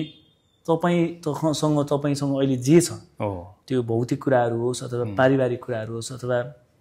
इमोसनल कुराहरू होस्, जे छ तपाईँ सन्तुष्ट हुनुहुन्छ भन्ने एउटा अर्को सन्देश पनि हो कि। सो त्यस्तो मान्छे दुखी हुने कुरै हुँदैन। त्योभन्दा लाइफबाट अरू के खोज्ने, के एक्सपेक्ट गर्ने, के होइन त्यो त्यतिमा नि मान्छे खुसी नहुनु भने त मूर्ख होइन त। अनि सँगसँगै हामीले गरेको कामले मान्छेले जहाँ गयो नि इज्जत दिन्छन्। पैसा हामीसँग छैन, तर हामीले गरेको कामलाई चाहिँ मान्छेले एप्रिसिएट गरेको छ। त्योभन्दा के खोज्ने लाइफबाट जस्तो लाग्छ मलाई चाहिँ एभ्री डे। सो कम्पेरिजन भनेको यार म 2015 अगाडि मलाई पुलिसले कहाँ समातेर कुट्या पनि थियो, मेरो भनौँ न मेरो नेचरले गर्दा होइन। अब ट्राफिकले समात्ने, ट्राफिकसँग समातिसकेपछि कन्फ्लिक्ट हुने, त्यहाँ डिबेट हुने, मेरो वचन उहाँहरूको वचन त्यस्तै हो। त्यस्तो मान्छे अहिले आएर होइन भनौँ न प्रहरी संस्थासँगै काम गर्न पाएको छु, मेडिकल प्रोफेसनसँग सँगै मिलेर काम गर्न पाएको छु भनेपछि त्यो हामीले गरेको कामको भ्याल्यु गरिदिनु भएको छ। अनि ओभरअल हेर्ने हो भने हामीले गरेको काम सानो देखिए पनि यसले कन्ट्रीको जुन कल्चरलाई चेन्ज गरेको छ। पहिला जिमहरूमा क्यालिस्थेनिक्स भन्ने कुरा त्यो टर्मिनोलोजी पनि थाहा थिएन। अहिले जिमहरूले क्यालिस्थेनिक्सको सेटअप बनाइरहेछन्। काठमाडौँको प्रायः जस्तो जिमहरूमा फङ्सनल फिटनेसको ट्रेनिङ हुन्छ। अनि मान्छेलाई त्यो अवेरनेस आएको छ। है बडी बिल्डिङ मात्र जिम होइन, त्यही सानो भाइ बहिनीहरू जसले पार्कबाट एक्सर्साइज गर्न सुरु गरेका थिए त्यो भाइ बहिनीहरू जिमको ट्रेनर भएको छन्, कतिले त जिमको म्यानेजमेन्ट हेर्छन्, त्यति सार्प भएर निस्केका छन्। कति कम्पिटिसन्सहरूमा यस्तै भाइ बहिनीहरू शीर्ष स्थानमा आएको छन्। त्यो सबै देख्दा साह्रै गर्व लाग्छ। हिजो भर्खर एउटा भाइ भेटेको थिएँ मैले, रबिन भन्ने। त्यो भाइ एसएलसी भर्खरै सकेर पार्कमा आएर ट्रेनिङ गर्थ्यो। हामी सँगै हुर्केको भाइ 2017बाट। अहिले ब्रिटिस आर्मी भएर त्यहाँ 4-5 वर्ष उसले सर्भ गरेर बुवाको इन्जुरी भएर अनि जस्ट इमर्जेन्सी भिजिटमा आएको थियो। अनि मैले हिजो भेटेको थिएँ। अनि त्यो भाइहरूको अब कुरा गर्ने शैली देखेर चाहिँ ग्रोन अप्स के एकदम खुसी लाग्ने, गर्व पनि लाग्ने। सो यस्तो धेरै अरू पात्रहरू छन् त्यस्तो जसलाई देखेर गर्व लाग्छ। त्यो भन्दा लाइफबाट बढी के माग्ने भनेको यसो अब मलाई भनौँ न स्पिरिचुअल साइडतिर जोड्ने अथवा के छैन मलाई भोलि म मरे पनि मलाई चाहिँ I am very happy with life के लाइफमा I don't have any regret भन्ने खालको जुन I am whatever I need to do I have done भन्ने खालको सायद अझै छ होला गरिरहन्छु तर गर्न नसक्ने भयो भने पनि मलाई खासै रिग्रेट चाहिँ छैन भन्ने जस्तो हो तर मैले अब जिमको कुरा गर्दाखेरि एउटा अवेरनेसको लागि पनि यो अघि भर्खर हामीले रोड ट्राफिक एक्सिडेन्टको कुरा गऱ्यौँ होइन नेपालमा हरेक दिन 7 जना मान्छे मर्दैछ क्या रोड ट्राफिक यो त प्रिभेन्टेबल कज हो नि हामीले प्रिभेन्ट गर्न सक्ने ठाउँ छ आइदर त्यो हाई स्पिडिङको कारणले गर्दा होस् 3टा कारण देखिएको drink and drive 1 number high speeding drink and drive र रोडको bad conditions of the road होइन तर यो चिजलाई चाहिँ कन्ट्रोल गर्न सक्ने प्रिभेन्ट गर्न सक्ने एउटा एरिया यहाँ छ अर्को एरिया देखिरहेको के हो भने फिटनेस जिम गर्ने कतिवटा मान्छेहरू इन्काउन्टर गरिन्छ कि कतिवटा फिटनेस अब आफू चाहिँ जिम जान्छु बडी बिल्डिङ गर्छु भनेको कतिजना मान्छेहरू चाहिँ उहाँहरू चाहिँ स्टेरोइड धेरै युज गर्नुहुन्छ स्टेरोइड युज गर्दाखेरि चाहिँ त्यसले बडीलाई हार्म गरिरहेको हुन्छ अथवा त्यसले चाहिँ बडीको इम्युनिटी घटाउँछ त्यसले बडीको स्किनलाई असर गर्छ होइन बडीको इभन धेरै साइड इफेक्टहरू छ क्या त्यसको चाहिँ तपाईँ एज अ बडी बिल्डिङ म भन्दिनँ तर फिटनेस भन्छ फिटनेस इन्स्ट्रक्टरको रूपमा हेरिराख्नु भएको छ त्यो चिजलाई चाहिँ तपाईँको मेसेज के छ तपाईँले पहिला पनि एडभोकेसी यसको लागि गरिराख्नु भएको छ होइन स्टेरोइड्स अब्युजको कुरा चाहिँ ग्लोबल्ली एकदमै ठुलो च्यालेन्ज हो अनि हामीले यसो सर हेर्दाखेरि इट्स अ भेरी निश मार्केट ओके बडी बिल्डिङ भने नि अघि मेरो छोरीको स्टोरेजहरू म हाल्छु मान्छेले देख्छन् एकदमै क्लोज छ यो भने जस्तो देखिने सबै फादर्सहरू आफ्नो डटरसँग क्लोज हुन्छ इनफ्याक्ट फ्यामिलीमा सबैको बोन्डिङ त्यो लेभलको हुन्छ देखाउने नदेखाउने कुरा हो सो जे प्रचारमा आयो त्यो धेरै ठुलो कुरा जस्तो लाग्छ त बडी बिल्डिङमा आएर 2-4 जना मरेर भने त्यो भने एकदमै मिनिस्क्युलमा भइरहेको इन्सिडेन्ट्सहरू भयो कि बडी बिल्डिङको भनेको यहाँ स्टोरेज हान्ने पनि मेबी 1000 जना भएको छ if you look at the percentage of the whole population it's not big त यसको बिग फर्स्ट बनाउने भयो एउटा पार्ट जरुरी छैन किन उनीहरूलाई त्यति धेरै प्रायोरिटी दिनु जरुरी छैन तर when you talk about fitness okay or जिमको ट्रेनिङहरू गर्दाखेरि चाहिँ तपाईँ एज अ सर्वसाधारण अथवा अरू सर्वसाधारणले मलाई हेर्दा अथवा अर्को मान्छेलाई हेर्दाखेरि जिम जाने मान्छेलाई हेर्दाखेरि जुन ह्युज मसल्सहरू उहाँहरूले देखाउनुहुन्छ पोर्ट्रे गर्नुहुन्छ फिट हुनलाई चाहिँ you have to look like this भने जुन पोर्ट्रे गर्नुहुन्छ र उहाँहरूले स्टेरोइड युज गरेर जुन बडी बनाएर अब त स्टेजको फोटो राखेर आफूलाई ग्लोरिफाई गर्नुहुन्छ त्यसले चाहिँ इमेज के जान्छ भने ओहो फिट बन्नलाई चाहिँ त्यो खालको बडी चाहिन्छ है भनेर पोर्ट्रे गर्नुहुन्छ आउनुहुन्छ धेरै जसो मान्छेहरूले एउटा सेक्रिफाइस गर्नुपर्छ डायट गर्नुपर्छ एक्सर्साइज गर्नुपर्छ त्यसले मात्र होइन अलिअलि सप्लिमेन्ट चलाउनुपर्छ सप्लिमेन्ट भन्दा कति बेला अब त्यसलाई मान्छे स्पेसली यो यङको पपुलेसनको भाइ बहिनीहरू कति बेला स्टोरेज युज गर्न थाल्छ उहाँहरूलाई थाहा हुँदैन अनि एक ठाउँमा गएर कम्पल्सन बनिदिन्छ यसको बारेमा हामीले डे 1 देखि नै भनौँ न यसको अगेन्स्टमा बोलिरहेछौँ ताकि आउने भाइ बहिनीहरूलाई ड्रग्सको कुलत लागे जस्तै स्टेरोइड्सको कुलत नलागोस् भनेर नेपालमा अस्ति भर्खर एउटा इन्सिडेन्ट पनि भयो हालाकि त्यो स्टेरोइड अब्युजकै डिरेक्ट रिजल्ट त होइन तर वान अर दि अदर काहीँ न काहीँ गएर कोरिलेट चाहिँ गर्न मिल्छ बाहिरतिर हेर्ने हो भने पनि अहिले यङ उमेरका 30s मा भएको धेरै बडी बिल्डर्सहरूको डेथ भएको छ त्यो पनि बडी बिल्डिङमा जाने तर नेपालमा स्टेरोइड युज नगरिकन शरीर बनाएर आफ्नो जीविकोपार्जन गर्ने मजाले परिवारसँग समय बिताउने मान्छेहरू are 10 times more than who use steroids. Steroid use गर्ने मान्छेलाई ग्लोरिफाई गर्नु जरुरी छैन भन्छु कि म चाहिँ तर आई थिङ्क एउटा ट्रान्सपेरेन्सी हुनुपर्छ कि स्टेरोइड्स युज गर्दाखेरि साइड इफेक्ट चाहिँ यो हुनसक्छ भन्ने अब आई थिङ्क त्यो कल्चर बिस्तारै इस्टाब्लिस हुन्छ एउटा दुईवटा इन्सिडेन्ट भइसकेपछि बल्ल हाम्रो जस्तो नेपाल अथवा कुनै पनि डेभलपिङ कन्ट्रिजमा सबैभन्दा ठुलो च्यालेन्ज भनेको चाहिँ काहीँ केही कुरामा चेन्ज आउनलाई धेरै मान्छेहरू बित्नुपर्छ कि त्यो डेभलपिङ कन्ट्री सबैको च्यालेन्जै त्यस्तै हो इन्सिडेन्ट नभए नभोगिकन सिस्टम चेन्ज हुँदैन डेभलप कन्ट्रिजको पार्ट चाहिँ कस्तो हो भने आई थिङ्क उनीहरूले धेरै कुराहरू अगाडि नै एन्टिसिपेट गर्न सक्छन् अर्को कुरा उनीहरूसँग फन्डिङ राम्रो हुन्छ एक्सपर्टिज राम्रो हुन्छ सो कति कुराहरू प्रिभेन्टिभ नै भइहाल्यो रिसर्च आरएनडी राम्रो हुन्छ नेपालमा त आरएनडीमा पैसा कसले दिन्छ छैन नि त केही कुरामा पनि हुन्छ फन्डिङै राम्रो नभइसकेपछि मान्छेहरूले गर्ने त्यही भनेको पहिला हुन्छ क्याजुअलिटी हुन्छ अनि बल्ल सिकिन्छ तपाईँले आरटिओको कुरा गर्नुभयो अब तपाईँले स्पिडिङको कुरा गर्नुभयो स्पिडिङमा आई थिङ्क राज्यको केही दोषहरू छ दोष इन अ सेन्स त्यसलाई मोनिटर गर्ने एजेन्सीहरू ट्राफिकको एस्पेक्टबाट होला अथवा अरू यो टेक्नोलोजी युज गर्ने कुराहरूमा हामी धेरै नै पछाडि छौँ। यो बिस्तार सल्भ हुँदैछ यो कुराहरू, तर हामी काठमाडौँलाई मात्र सल्भ गरेर हुँदैन। तपाईँले मङ्सिरमा मेरो बहिनीको एक्सिडेन्ट 2023 को डिसेम्बरमा भएको थियो, मङ्सिरमा मात्रै 200+ इन्सिडेन्ट्सहरू भएको थियो। त्यो भनेको तराई रिजनमा बढी होइन, ट्र्याक्टर चलाउनेको लाइसेन्स छैन, हुसुवा छ होइन, तपाईँको ह्याजर्ड लाइट्सहरू पछाडिको रिफ्लेक्टिभ सेक्युरिटी प्रिभेन्टिभ मेजर्सहरूको लागि जुन युज गर्छौँ रिफ्लेक्टिभ लाइट्सहरू के पनि छैन। तराईमा त बिजोग छ नि हुसु लाग्ने टाइममा। सो त्यस्तो कुराहरू चाहिँ राज्यले हामीसँग कर कति लिन्छ, एउटा बाइक रोड ट्याक्स इयरली तिर्छौँ हामी, बाहिरको कन्ट्रिजहरूभन्दा वे मल्टिपल टाइम्स बढी हामी वार्षिक रूपमा तिर्छौँ। सायद युकेमा हामीले त्यति तिर्नु पर्दैन होला जति मैले यहाँ तिर्छु कि बाइक र गाडीको ट्याक्स। त्यत्रो पैसा उठाएर अवेरनेस क्याम्पेनहरू नगर्नु भने राज्यले त्यो दिन दहाडै मान्छे मारे जस्तो। रोड खराब भएर इन्सिडेन्ट हुनु भने त त्यो त डिरेक्ट त्यो त सु गर्न पर्ने भयो खास होइन। त्यो हरेक जो डिपार्टमेन्टलाई सु गर्न सक्ने खालको त्यो कोर्टले त्यो भन्छ कि इन्टरनेसनल कोर्टहरूमा सबै बकैदा डेभलप कन्ट्रिजहरूमा त इनफ्याक्ट एभ्री डे त्यो प्र्याक्टिस हुन्छ कि। हामी गएर बाहिर डेभलप कन्ट्रिजहरूको रुल्सहरू हेऱ्यौँ भने पट होल्सले गर्दाखेरि म लडेँ भने पनि त्यो लडेको खर्च सुन्दा मान्छेलाई सुन्दाखेरि अनौठो लाग्दो रहेछ। म त त्यो ठाउँमा गएर भोगेर आएको मान्छे। त्यस्तो छ भने यहाँ त मान्छे दिनदहाडै उहाँ नालीमा परेर हरायो भने पनि त्यो न्युजमा आउँछ, 2-4 दिनमा त्यसको सिद्धिहाल्छ भनेको त्यस्तो खालको स्टेट छ भने कि। अब राज्यले के सोच्दैन भनेदेखि हामी पपुलेसन जो छ त्यो 20 वर्षको एउटा मान्छे कसैको देहान्त भयो भने त्यो 20 वर्षको मान्छेलाई स्याहार सुसार गरेर डेभलप गरेर एजुकेसनमा सबै ठाउँमा इन्भेस्ट गरेर एउटा परिवारको करोड+ लगानी हुन्छ हो नि। त्यो करोड+ लस त परिवारलाई मात्र होइन, परिवारलाई त पैसाको भ्यालु भन्दा नि इमोसनल एट्याचमेन्टको लस ठुलो हो। तर राज्यलाई करोड+ इन्भेस्टमेन्ट जो प्रोडक्टिभ हुन सक्थ्यो, सायद उसले बिजनेस इस्टाब्लिस गर्न सक्थ्यो, त्यो मान्छेले कतिजनालाई रोजगार दिन सक्थ्यो, सबै अवसर त राज्यले पनि त गुमाएको हो नि। यसमा सिरियसनेस नै छैन। सिरियसनेस किन छैन भने पोलिटिकल स्टेबिलिटी नभएको कन्ट्री भयो क्या। सबैजनालाई आफू हुँदाखेरि आफ्नो सेल्फिस के छ, सेल्फिस रिजन त्यसलाई मात्रै फुलफिल गरौँला भन्ने छ। कसैलाई पनि चेन्ज ल्याउनलाई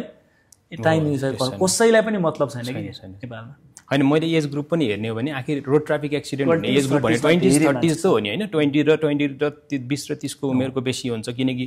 हर्मोनल लेभलको कुरा गर्ने हो भने, त्यो एग्रेसिभनेसको कुरा गर्ने हो भने सबै त्यो एजमा बेसी हुन्छ। मेबी 30 क्रस हुँदै गएपछि त्यो कम हुँदै जान्छ होला। मिस्टेक्स त आफ्नो ठाउँमा जहिले पनि हुन्छ, तर त्यो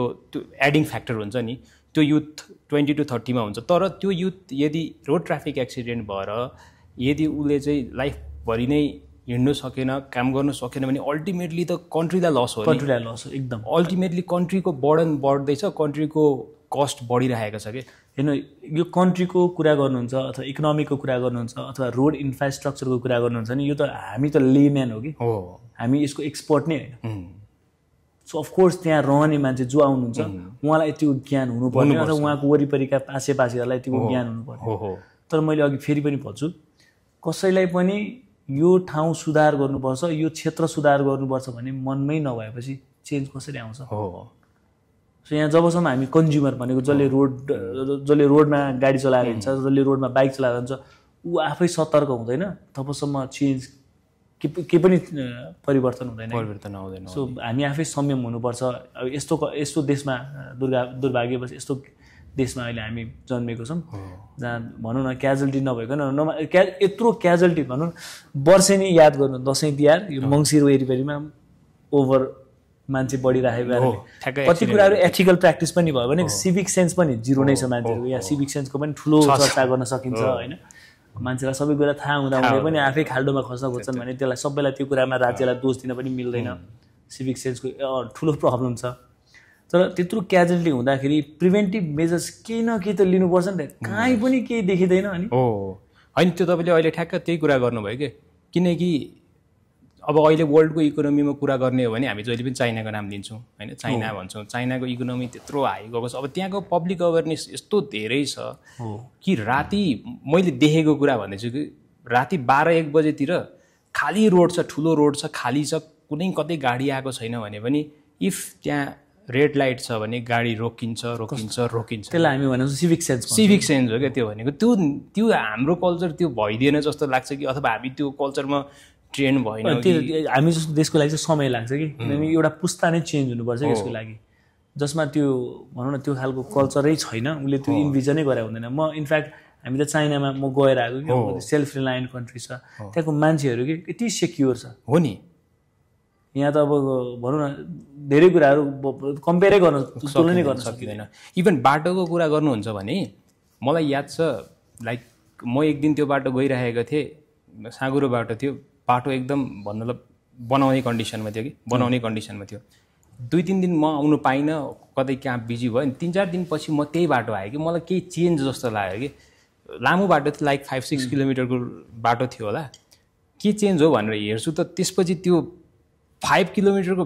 बाटो पिच मात्रै होइन कि त्यो पुरा काम गर्ने लायकको गाडीहरू कुदिरहेको छ थाहा नै छैन कि लाइक 5 डेजमा पनि यति फास्ट रिपेयर हुन्छ भन्ने जस्तो क्या तिनीहरू त्यति फास्ट छन् पब्लिक हेर्नुहुन्छ भने पब्लिक त्यतिकै अवेर छन् सो मलाई त्यही हो अब त 5 दिन त हाम्रो नेपालमा त कमिसन बाँडफाँड गर्नलाई लाग्छ यति धेरै खाल्टो छ नि बाटोमा त्यो राति कस्तो कस्तो खाल्टो छ भने त्यो बाइक त्यहाँ लड्यो भने त्यो भित्र छिर्यो भने त्यो डाइरेक्ट डेथ हो क्या त्यो त्यस्तो खालको नेग्लिजेन्समा पनि आखिर ल त जहाँको पनि त ल भन्दा अगाडि चाहिँ इथिक्स होला कि सायद ह्युमन इथिक्स पनि त छ नि त यस्तो छ नेपालको कुनै कन्डिसन कुनै चिजहरू चाहिँ ल्यान्डस्केपले पनि अलिकति डिटरमाइन गर्छ होइन जस्तै अब हाम्रो हिल साइडमा रोड्सहरू एकदमै धेरै वर्षेनी रूपमा बिग्रिने गर्छ यसमा चाहिँ अब नेचुरल एस्पेक्ट पनि छ पानी सिँचाइ राम्रो नभएको कारणले दिगो विकासको इन्फ्रास्ट्रक्चरहरू बिल्डअप नभएको कारणले अर्को भनेको एकाउन्टेबिलिटी हामी लाउने ठाउँ नै छैन जस्तै बाहिरतिर गयो भने इन्सुरेन्सले हेर्ला त्यही बरेको मान्छेको इन्सुरेन्सले हेर्ला कोही न कोही त एकाउन्टेबल इन्सुरेन्स कम्पनी भयो नि त एकाउन्टेबल छ नि त इन्सुरेन्स कम्पनीले पनि त उनीहरूको कभर गरिदिनलाई सर्टेन स्ट्यान्डर्ड हेर्थ्यो होला यहाँ एकाउन्टेबिलिटी गराउने निकाय नै भएन मोनिटर गर्ने निकाय कहीँ कहीँ होला नि तर उनीहरू सक्रिय छैनन् अनि रोडको कुरामा त जसले बनाएको उसले 5 वर्षको ग्यारेन्टी लिनु पर्ला अथवा 5 वर्ष न 6 महिनाको ग्यारेन्टी उसको होला हुनु पर्यो अरू मेबी स्थानीय तहले त्यो एकाउन्टेबिलिटी लिदिनु पर्यो त्यो खालको कल्चरमै छैनौँ कि हामी अनि त्यसमा पनि जस्तो अब रोड बानौँ न कहीँ खाल्टो परेर त्यहाँ कुनै एक्सिडेन्ट हुने सम्भावना छ भने एटलिस्ट कतिको त्यो कन्डिसन कतिको सिभियर छ त्यो अनुसारको 2 to 3 डेज अथवा यति आवर्सभित्र रिपेयर गर्ने खालको एउटा सिस्टम हुनु पर्यो होइन ताकि अब कतिवटा चुनाव हुँदाखेरि मलाई अहिलेसम्म याद छ 2-4 जना नेताहरू हामी सब यो पटोल्सहरू बाटो चाहिँ बनाउनलाई यी तपाईँले फोटो खिचेर एपमा हाल्ने बित्तिकै भोलिपल्टै आएर बनाउँछौँ हामी प्रचार गर्दै गर्न चाहिँ चुनावमै सकिन्छ हो त्यो भनेको त्यही भयो अब म्याक्सिमम जसको पनि हालत त्यही छ अब हाम्रो देशकोमा चाहिँ हेर्ने हो भने धेरै चिजहरू चाहिँ हामी मजाले त्यो कागजमा चाहिँ लेखेका छौँ तर त्यसलाई प्र्याक्टिकल इम्प्लिमेन्टेसन भएको छैन कि अनि प्र्याक्टिकल इम्प्लिमेन्टेसन त्यो अघि मैले त्यो भने नि किनकि एउटा एक्सिडेन्ट हामी एक्सिडेन्ट भनिदिन्छौँ स्ट्याटिस्टिक्समा कुरा गर्छौँ आउँछौँ यति एक्सिडेन्ट भयो 200 महिनामा एक्सिडेन्ट हुँदैछ that is the different thing तर त्यो हरेक एक्सिडेन्टले एउटा मान्छेको लाइफ बोकेको छ त्यो एउटा मान्छेको मात्र होइन कि जस्तै मेरो बहिनीको एक्सिडेन्ट हुँदा हाम्रो इन्टायर फ्यामिलीको एटेन्सन त्यही बहिनीमा मात्रै थियो कि न हामीले केही प्रोडक्टिभ काम गर्न सक्यौँ इमोसनली हामी वास्ट अवे थियौँ एउटा त्यो इन्सिडेन्टले इन्टायर फ्यामिलीलाई कसरी इम्प्याक्ट गर्छ भन्ने कुरा मेरो घरमा मलाई परेछ मेरो बहिनीलाई परेछ होइन त्यस्तो हजारौँको फ्यामिलीलाई एक्ज्याक्ट त्यही सिनेरियो पर्ने हो नि त देखाउने नदेखाउने थाहा पाउने नपाउने भन्ने कुरा कतिको त मृत्यु हुन्छ तिनीहरू त्यो मान्छेहरूले कसरी सहन सक्छन् होला जस्तो लाग्छ कि यस्तो आरटिएमा गरेको सो राज्यलाई पनि पर्छ परिवारलाई पनि पर्छ तर हामीले प्रिभेन्टिभ स्टेप्सहरू चाल्न किन नसकेको जस्तो लाग्छ कि रोड बनाउने कुरा भयो इन्सिडेन्ट भएको ठाउँमा मैले इन्डियामा देखाएको थिएँ कहीँ त्यता इन्सिडेन्ट भयो भने सानो मार्करहरू यहाँ यस्तो भएको त्यसले रिमाइन्ड गराउँदो रहेछ कि यो ठाउँमा यस्तो भएको थियो मेबी अहिले म अलिकति कसियस हुनुपर्छ भनेर रोडबाट बस खसिरहेछ हो नि बाहिर प्याराफिटमा भनौँ त्यो सेफ्टी मेजर्सहरू के पनि नै छैन केसम्म भनेदेखि रोड बनाइरहेछ तपाईँले त्यहाँ रोड बन्दैछ भनेर साइन बोर्ड राख्छौँ हामी बाहिरतिर त्यो पनि हुँदैन क्या थाहा नै हुँदैन अगाडितिर ढल खोलिरहेको हुन्छ ढल अगाडि एउटा लट्ठी गाडिदिन्छ कुन चाहिँ लट्ठी निकालेर फालिदिन्छ ढलमा गएर कुछिर्छ थाहा हुँदैन त्यही त इभन अहिले हाइवेमा पनि हेर्ने हो भने कति ठाउँमा अगाडि रोड कन्स्ट्रक्सन भइरहेको छ टर्निङ छ होइन किनकि बाटोहरू त्यस्तै हाम्रो अघि भने जस्तो जियोग्राफिकल आफ्नो देशको जियोग्राफी पनि हाम्रो डाइभर्स माथितिर हिलबाट तराई झर्दाखेरि त त्यस्तो डाइभर्स कन्डिसन अगाडि गएर रोड बाटो बन्दैछ भने कम्तीमा एउटा सिग्नल भइदियो भने त्यसले कसैको लाइफ बच्न सक्छ एकदम तर यस्तो हो कि भने कोही न कोहीले त जिम्मा लिन्छ नदियो भने पोसिबल छैन सर्वसाधारण जिम्मा लिने कुरा आउँदैन स्थानीय तहले यत्रो पैसा ट्याक्स उठाएको छ हामीसँग, स्थानीय तहकोमा सडक विभाग छ, सडक विभागले यो त जिम्मा लिदिनु पऱ्यो नि त, कहीँ पटहोल छ गएर फिक्स गर्नु पऱ्यो, कहीँ सेफ्टी ह्याजर्ड छ त्यहाँ गएर इन्फर्मेसन लगाइदिनु पऱ्यो। उनीहरूले राम्रोसँग काम नगरे यत्रो पैसा यिनीहरूलाई तिर्ने चाहिँ किन भन्ने जस्तो लाग्छ कहिले। यिनीहरूले अब कि त केन्द्रीय सरकारले भनिदिनु पऱ्यो, एउटा पोलिसी निकालिदिनु पऱ्यो, ल हामी हेर्छौँ भनेर, कि स्थानीय सरकारले यो खालको रेस्पोन्सिबिलिटी लिइदिनु पऱ्यो, यो कारणले केही भयो भने हामी जिम्मा लिन्छौँ भनेर भनिदिनु पऱ्यो। नत्र त यसरी त वर्षेनी हामी यही हुन्छौँ अर्को 10 वर्षपछि 2035मा नेपालमा अहिले त महिनाको 200 जना मर्छन् अहिले पनि। हो नि, महिनाको 200 जना अराउन्ड तपाईँको वर्षको लगभग कति 2400 मान्छे, 2400 मान्छे हामी बचाउनुको लागि अप्सन खोजिरहेको छौँ नि त। मेडिकल साइन्स भनेको जीवन बचाउनुको लागि हो नि, तर यतातिर हामी जीवन बचाउनुको लागि मेडिकल कलेजेस मेडिकल डक्टर्स उत्पादन गर्दैछौँ कि हामी लाइफलाई बचाउन सकौँ, कसैलाई ट्रिट गर्न सकौँ। उता भएको लाइफलाई चाहिँ हामी होइन, यस्तो हो कि एक्सिडेन्ट भने त वेल त मेडिकल कलेजमा पढ्ने डक्टर्सहरूले त डिजिज लागेर कसैलाई भनौँ न यो अहिलेको एयर क्वालिटीको कुराहरू आयो, यस्तो कुराहरूमा भनौँ न सरकारले त्यस्तो चाले होइन। त्यो पनि ओल्ड एजमा लाग्ने डिजिजहरू ल फ्र्याक्चर्सहरू यताउतिमा। एक्सिडेन्ट त यो त यत्रो सायदै साउथ इस्ट एसियामा हेऱ्यौँ भने हामी Nepal one of the highest फिगर्समा पर्छ क्या आरटिएको नम्बर पनि। यसमा हेर्नु न, अब मैले यो किन आरटिए किन मेरो लागि इम्पोर्टेन्ट भइदियो भने 2 महिना अगाडि 2-3 महिना अगाडिको कुरा, ज्यानतिरको हो कि जस्तो लाग्छ, होइन भर्खरै 2 महिना अगाडिको कुरा हो। एकजना मेडिकल डक्टर बङ्गलादेश गयो, उसले 500 वर्ष अब मेडिकल पढेर आयो, नेपाल आयो, मेडिकल डक्टर पनि भयो। उसले सायद लाइसेन्स दियो, आएर यहाँ स्ट्रगल गर्नुपर्छ, लाइसेन्स दिनुपर्छ, लाइसेन्स दियो। उसको फ्यामिली गाउँमा हुनुहुन्थ्यो, गाउँमा उसले के भन्यो, उसले जागिर खोज्यो, काठमाडौँमा जागिर पाएन कि, जागिर नपाएपछि उसले के भन्यो, मसँग क्लोज थियो, म चाहिँ गएर गाउँमै काम, तर वीरगन्जमा काम गर्छु भन्यो, किनकि उसलाई चाहिँ त्यहाँ एक्सेसिबल गाउँबाट आउनु सजिलो हुन्छ। वीरगन्जमा काम गर्दै थियो, त्यहाँ पनि उसलाई एटमोस्फियरले मिलेन, ऊ चितवनमा काम गर्छु भनेर चितवनतिर लाग्यो। त्यसपछि भर्खर यङ ग्रेजुएट भएर आएको छ, उसले सपना देख्नै बाँकी छ, उसले फ्यामिलीलाई कन्ट्रिब्युट गर्नै बाँकी छ। उसको फ्यामिलीले लाइक 22 इयर्स सेक्रिफाइस गरेको छ कि उसको लागि एउटा डक्टर बनाउनुको लागि। नर्सरी पास हु, फर्स्ट हु, कति स्ट्रगल छ नि, त्यसको आफ्नै स्टोरी छ। एक दिन म बसिरहेको थिएँ, एउटा मिटिङमा थिएँ म, अनि मलाई मेसेज आयो अर्जेन्ट छ भनेर, फोन उठाएँ, मेरो अर्को साथीले फोन गराएको थियो, अनि फोन गरेर के भन्यो भने त्यो भाइको डेथ भयो भने कि। म ट्रमाटाइज भयो क्या त्यो इभेन्टले गर्दाखेरि, किनकि त्यो भाइ मसँग धेरै क्लोज थियो। उसले यो केही गर्नुपर्छ, म देशको लागि केही गर्छु, म बाहिर जान्न, म यही गर्छु भन्ने मान्छे हो क्या। त्यस्तो मान्छे सडनली डेथ भयो भने के भएर डेथ भयो भन्दाखेरि रोड ट्राफिक एक्सिडेन्टमा मऱ्यो अरे। अब म त 2-3 दिनसम्म I was like totally blank, मैले केही गर्नै सकेन। अब के गर्ने, त्यो के हुँदो रहेछ भने त्यो हामी त्यो रेस्ट इन पिस भनेर लेख्छौँ अथवा के एउटा स्ट्याटस लेखिदिन्छौँ, सिद्धियो क्या हाम्रो काम सिद्धियो क्या। त्यसपछिको चाहिँ the life long trauma that their parents has to go through क्या, कहीँ पनि केहीसँग पनि कम्पेयर गर्न सकिन्छ जस्तो लाग्दैन क्या। के भनेर कन्सोल गर्ने क्या। भनौँ मेरो छोरी छ नि त होइन, अनि मलाई कहिले यहाँ डर लाग्छ कि हो नि, छुट्टै छोडिदिनु ला, मलाई जस्तो के होला, त्यो अझै पनि हिट गर्छ त्यस्तो कुराहरूले कि, त्यस्तो केही भइहाल्ला भन्ने कुरा कि अझै पनि त्यसले आई थिङ्क कन्सियस पनि बनाउँछ। तर सँगसँगै त्यो एउटा मलाई ट्रमा छ कि, ट्रमा छ नि अब हेर्नु न, त्यो डक्टरको केसमा त ऊ त यो देशमा बस्छु र यो देशमा केही गर्छु भनेर एउटा डक्टर जस्तो क्या मेन पावर, भोलि उसले हजारौँ ज्यान बचाउन सक्नेको अर्ली स्टेजमा थियो। उसले मेबी 30-40 वर्ष कन्ट्रिब्युट गरेर ऊ आफू पनि एउटा लाइफको एउटा गोल पुरा गरेर फ्यामिलीलाई केही कन्ट्रिब्युट गरेर भइदिएको भए पनि एटलिस्ट एउटा चित्त बुझाउने हुन्थ्यो। म्यान पावर हामीले गुमायौँ क्या, अनि रोड ट्राफिक एक्सिडेन्टमा गुमायौँ। त्यो मात्रै होइन, त्योभन्दा 1 वर्ष 1.5 वर्ष अगाडिको कुरा हो, किनकि डक्टर्सहरूको नाइट ड्युटी हुन्छ।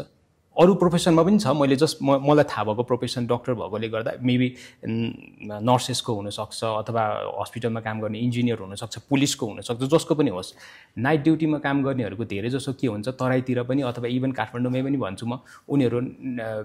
गाडी हुँदैन कि धेरै जसो। मेडिकल डक्टर्सहरूको मलाई थाहा छ, मेडिकल डक्टरसँग गाडी हुँदैन, उनीहरू चाहिँ बाइकहरू युज गरिरहेको हुन्छ। धेरै जसो एक्सिडेन्टहरू डक्टरहरूमा भइरहेको आरटिए हेर्ने भने चाहिँ नाइट ड्युटीहरूको टाइममा भइरहेको हुन्छ कि। लाइक नाइट ड्युटीमा हस्पिटलमा काम गर्यो, फर्क्यो, उनीहरू जस्ट एउटा ड्रेस लगाएर फर्किरहेको हुन्छ बाइकमा, अनि उनीहरूको एक्सिडेन्ट हुन्छ। यो भनेको स्ट्याटिस्टिक्स हेर्ने हो भने हामीसँग टन्नै स्ट्याटिस्टिक्स रेकर्डेड छ होला काहीँ न काहीँ, किनकि मैले प्र्याक्टिकली धेरै रिसर्चहरूमा मैले स्टडी गरिराख्दाखेरि देखेको कुरा हो। त्यहाँ एउटै मात्रै चेन्जेस चाहिएको छ क्या, एटलिस्ट कि त हस्पिटलले कि त डक्टरको मात्रै कुरा गरेको छुइनँ, यदि कुनै संस्थाले त्यो उसलाई इम्प्लोय राखिरहेको छ जागिरमा भने त्यो संस्थाले अथवा कन्ट्रीले चाहिँ कुन तरिकाले हुन्छ, टल्किने स्ट्राइप हुन्छ नि, स्ट्राइपवाला ज्याकेट, हाई भिजिबिलिटी ज्याकेट, भिजिबिलिटीदेखि हाई भिजिबिलिटी ज्याकेट चाहिँ कम्तीमा जस्ट एक-एकवटा दिँदाखेरि त प्रिभेन्ट गर्न सक्ने ठाउँ छ नि त त्यहाँ त। त्यो त सिम्पल त्यसमा त धेरै चेन्जेस त केही ल्याउनुपर्छ जस्तो लाग्दैन। तर अघि तपाईँले भने जस्तो हो कि फेरि एकाउन्टेबिलिटी पनि छैन, रेस्पोन्सिबिलिटी पनि छैन, अनि थ्योरीमा भएको चिज चाहिँ प्र्याक्टिकलमा इम्प्लिमेन्टेसन पनि छैन कि। टफ छ। तर अब यस्तो हो, हामी आफै मैले अघि भने नि नेपाल जस्तो कन्ट्रीमा हामी आफै सतर्क भएनौँ, हामी आफै संयम भएनौँ भने राज्यले, नेताले, होइन मन्त्रीले के पनि गर्दैन। आफैलाई स्याहार्न धेरै व्यस्त छन्, अर्काको लागि आफ्नै परिवारलाई स्याहार्न, आफूलाई स्याहार्न बाहेक अरूको चिन्ता चाहिँ खासै छैन। त्यही हो। अब मैले त्यही अब लगभग मैले तपाईँलाई अब एउटा लेसन चाहिँ सोध्नु खोजेको चाहिँ, किनकि तपाईँको लास्टको 10 इयर्सको जर्नी मात्रै होइन क्या, it is a motivation for many other people. कोही मान्छे एउटा म देखाएको छु कि मैले हस्पिटलमा देखाएको छु, एउटा बिरामी आउँछ, उसलाई सडन्ली रिपोर्ट हेरेपछि डक्टरले उसलाई भन्छ तपाईँको ब्रेनमा ट्युमर छ, त्यो मान्छेको लाइफ त्यहीँ एन्ड हुन्छ क्या। ओपिडी टेबलमै ऊ सिद्धिन्छ क्या, त्यहाँ उसले लाइफलाई हेर्ने पर्सेप्सन चेन्ज हुन्छ क्या। मेबी त्यो रिकभर हुन सक्ने ठाउँ पनि होला, तर एटलिस्ट तपाईँको स्टडी हेरिसकेपछि म पनि त गर्न सक्छु कि भन्ने होप त आउँछ क्या। डेफिनेटली त्यो चाहिँ तपाईँको म कति धेरै हस्पिटलमा गएको छु हो नि, मैले यो कुरा न पोस्ट गरेको छु न कसैले भनेको छु अहिलेसम्म। कति धेरै हस्पिटलमा कति धेरै पेसेन्ट्सहरूसँग भेट्न गएको छु, जस्ट बिकज उनीहरूले मलाई मेसेज गर्छन् तपाईँ एक्चुअली आइदिनु न भनेर। र तिनीहरूले कति मोटिभेट हुन्छ जस्तो लाग्छ कि मलाई। त्यो जुन एउटा माइन्डसेट हुन्छ नि, दाइले गर्नुभएको छ अथवा मलाई भाइ भन्ने मान्छेले, सुखदेवले गर्नुभएको छ, सायद मैले पनि सक्छु होला नि। त्यो एउटा इक्जाम्पल बनेको नि त। कसैले गरेछ सर्टेन कुरा भनेदेखि म पनि त्यो गर्नलाई त सक्छु होला नि भन्ने आत्मबल त जसलाई पनि आउँछ नि त। कसैले गरेछ, अहिलेसम्म कोही बाँचेको छैन, यत्रो ट्युमर भएपछि सबैको डेथ हो भनेर भन्यो भने त ऊ आफै त्यति मरिसक्छ हो नि। ब्रेन ट्युमर भएको थियो तर त्यो मान्छे बाँचेको थियो हेर्छ भनेर कसैले इक्जाम्पल मात्रै देखाइदियो भने द्याट गाई हो द्याट गर्ल मोटिभेसन हुन्छ। त्यो माइन्डसेटले नै बचाउँछ कि। त्यही भएको कारणले पनि म कति ठाउँमा गइदिन्छु, जस्ट बिकज सायद मलाई देखेर मेरो कुरा सुनेर उहाँलाई बाँच्ने अथवा उहाँलाई अझै भनौँ न त्यो रिकभरीमा केही न केही एड हुन्छ भनेर गइदिन्छु। इनफ्याक्ट कति मान्छेहरूको राम्रो पनि भएको छ, कति मान्छेहरूको सायद मेरो भन्दा अलिक वर्स इन्जुरी थियो, कसैको खुट्टा काट्नु पऱ्यो होला, तर त्यो फरक कुरा भयो। तर एटलिस्ट एउटा इक्जाम्पल त छ नि त, यस्तो मान्छे यस्तो हुनसक्छ, समथिङ हामी पनि त्यो ऊ पनि त्यो बन्न सक्छ भन्ने एउटा बेन्चमार्क अथवा एउटा स्ट्यान्डर्ड पनि हो। फेरि त्यो लाइफको सबैभन्दा डाउन भएको फेज हो नि त त्यो त। त्यो डाउन भएको फेजमा त्यतिको विल पावर डेभलप हुनु भनेको पनि रिकभरीमा अल्टिमेटली त्यसले हेल्प गरिरहेको छ कि। यो विल पावरको कुरा गर्नु भने यो चाहिँ विल पावर कस्तो हुन्छ, विल पावर भनेको कस्तो चिज हो भने इट्स अ स्किल के हो। तपाईँले बच्चैबाट practice it has to be inside you. कसैले कुनै पनि कमजोर मान्छेलाई म गएर भनिदिँदैमा ऊ सायद स्ट्रङ हुँदैन। स्ट्रङ हुनु पनि एउटा स्ट्रेन्थ हो, स्किल हो कि। तपाईँले यो चिज सानैबाट प्र्याक्टिस गर्नुपर्छ। I was just discussing this with my mom के, अनि mummy I have like podcast and first podcast episode को आउँदैछ के आई टक एभ्रिथिङ एन्ड अनि मैले तपाईँको नाम भनेको थिएँ कि 2019देखि युआर हर मोटिभेसन के। यस्तो मोटिभेसन कि she always talks about you के भने जस्तो, अनि त्यस्तो गर्नु सक्ने भनेको त द्याट इज समथिङ डिफ्रेन्ट भनेर। Like she is a Ayurvedic physician, तर इभन एट सम पोइन्ट मान्छेको लाइफ सबै एक्सिडेन्टै भएर मोटिभेट हुनुपर्छ भन्ने छैन नि। She has gone through some of the phases where she needed that motivation. अनि कोही मान्छे यस्तो स्टेजमा पास गरेर पनि if we can do that why not I भन्ने खालको मोटिभेसन पाउनु भएको थियो कि। अनि अस्ति पनि म केही दिन अगाडि कुरा गर्दाखेरि she was always like thankful. अब म तपाईँलाई एउटा स्पेसल गिफ्ट छ होइन, हामीले म तपाईँलाई यो चाहिँ लेटर अफ अनर हो। लेटर अफ अनर है, त्यो धेरै सोचेर लेखेका केही कुराहरू छ, म तपाईँलाई सुनाउँछु, तपाईँलाई कस्तो लाग्छ होइन। मैले तपाईँको पुरै स्टोरी आफूले, किनकि हाम्रो यो पोडकास्ट चाहिँ रिसर्च बेस्ड पोडकास्ट हो, हामी केही कुरा यहाँ गर्दाखेरि धेरै रिसर्च गरेर त्यसको स्ट्याटिस्टिक्स तपाईँकै ब्याकग्राउन्डको स्टोरीहरू गरेर के थियो त भन्ने सो ग्ल्याड कि तपाईँले मेरो बारेमा यति धेरै अध्ययन गरेर हामी यहाँ बसेका छौँ भेरी भेरी प्राउड अनि मलाई आफैलाई खुसी लागिरहेको छ कि तपाईँको मम्मीले मलाई त्यति राम्रोसँग एकदमै आशीर्वाद दिनु मम्मीले त जस्ट खुसी लागेको छ मेरो तर्फबाट म धेरै सम्झना र माया मम्मीलाई तपाईँसँग भेट्ने ठुलो इच्छा छ कि if she comes to Kathmandu I will definitely bring to you कि सो म यो लेटर अफ अनर पढेर सुनाउँछु त Letter of honor presented to Mr. Sukadev Karki, bodybuilder, motorcyclist, survivor, mentor. Dear Sukadev Karki, on behalf of Locus Focus Podcast and all our listeners, I want to express my deepest gratitude and admiration for your courageous presence on our very first episode. Your journey from surviving a near fatal road accident with 18 fractures through months of isolation and painful recovery, it is not just an inspiration, it is a transformational. Strength is not just physical, it is a mental, emotional, and spiritual. Passion doesn't end with trauma. It evolves with purpose. Healing takes time, and your resilience showed us how to rise beyond pain. By sharing your story, you gave others hope. By sharing your truth, you gave voice to countless youth silently struggling with failure, fear, and uncertainty. It was an honor to host you on Locus Focus. You were not just a guest, you became a symbol of what it means to fall, rise, and lift others. Your story doesn't end at the crash. It begins with the comeback. With respect and gratitude, Dr. Vivek Singh, host, Locus Focus, April 2025, Kathmandu. Thank you so much. Thank you. Very honored to have this. Thank you. Thank you. त्यहाँ मैले all with respect to you कि तपाईले गरेको कामहरु हेर्छु हैन नेपालमा सायदै त्यो त्यति धेरै नेपालीहरु छन् जसले हाम्रो आइडेन्टिटीलाई बाहिर मेडिकल फिल्डमा जुन लेभलमा तपाईले लग्नु भएको छ त्यो लेभलमा लानु भएको छ युजुअली मैले अहिले भन्नु नि मिडियामा आएर एक्सिडेन्टको बारेमा अरु पनि जे पनि प्रश्न छ मैले बन्दै गरिरहेको छु जेन्युइनली तपाईले रिसेन्ट कुनै पनि मेरो कुनै पनि देख्नुहुन्न तपाईले भन्ने बित्तिकै मैले there is no way I would say no to thank you so much त्यही भएर I think all the due respect हैन तपाईले पनि जुन नेपालको मेडिकल फिल्डमा जुन लेभल अफ रिभोल्युसन लिएर आउनु भएको छ we are very proud thank you so much अहिले मैले त तपाईको मेरो ड्रिमै के थियो भने किनकि मेरो एउटा यो प्रोजेक्ट मेरो लागि चाहिँ मेरो आफ्नो प्रोजेक्ट लाइफको एउटा इम्पोर्टेन्ट प्रोजेक्ट थियो कि जसरी मान्छेको हुन्छ नि dream I want to be this भन्ने खालको मेरो चाहिँ एउटा प्रोजेक्ट थियो मेरो प्रोजेक्ट पनि कस्तो थियो भने it's a long term project तर I want to do something impactful भन्ने थियो कि अनि त्यो इम्प्याक्टमा त whenever I talk about this topic होइन तपाईको स्टोरी चाहिँ it would always come in the first के मैले अहिले भने नि it's not it is link to so many factors क्या मैले देखेको मेरो साथीभाइहरूको accident medical doctors dying due to road traffic accident कतिजना डिमोटिभेट भइरहेको छन् तपाईँको आई थिङ्क दिस इज म पनि जस्ट मेरो आफ्नो लाइफको भ्याल्यु थाहा छ मैले अघि पनि भने नि मलाई भोलि मऱ्यो पनि मलाई खासै टेन्सन छैन तर जबसम्म बाँच्छु I want to make this life I think like you are such a positive person होइन तपाईँको पोजिटिभनेस म किन I am interested in psychology. I am not a psychologist. I don't get time to judge like 500 friends. I don't judge people, you know. I just look and I feel like I want to see the psychological part of human being. Part I know what you feel and what you want to do for the society, family, and country. And it feels good कि तपाईं like मैले भने त यहाँ आइदिनु भयो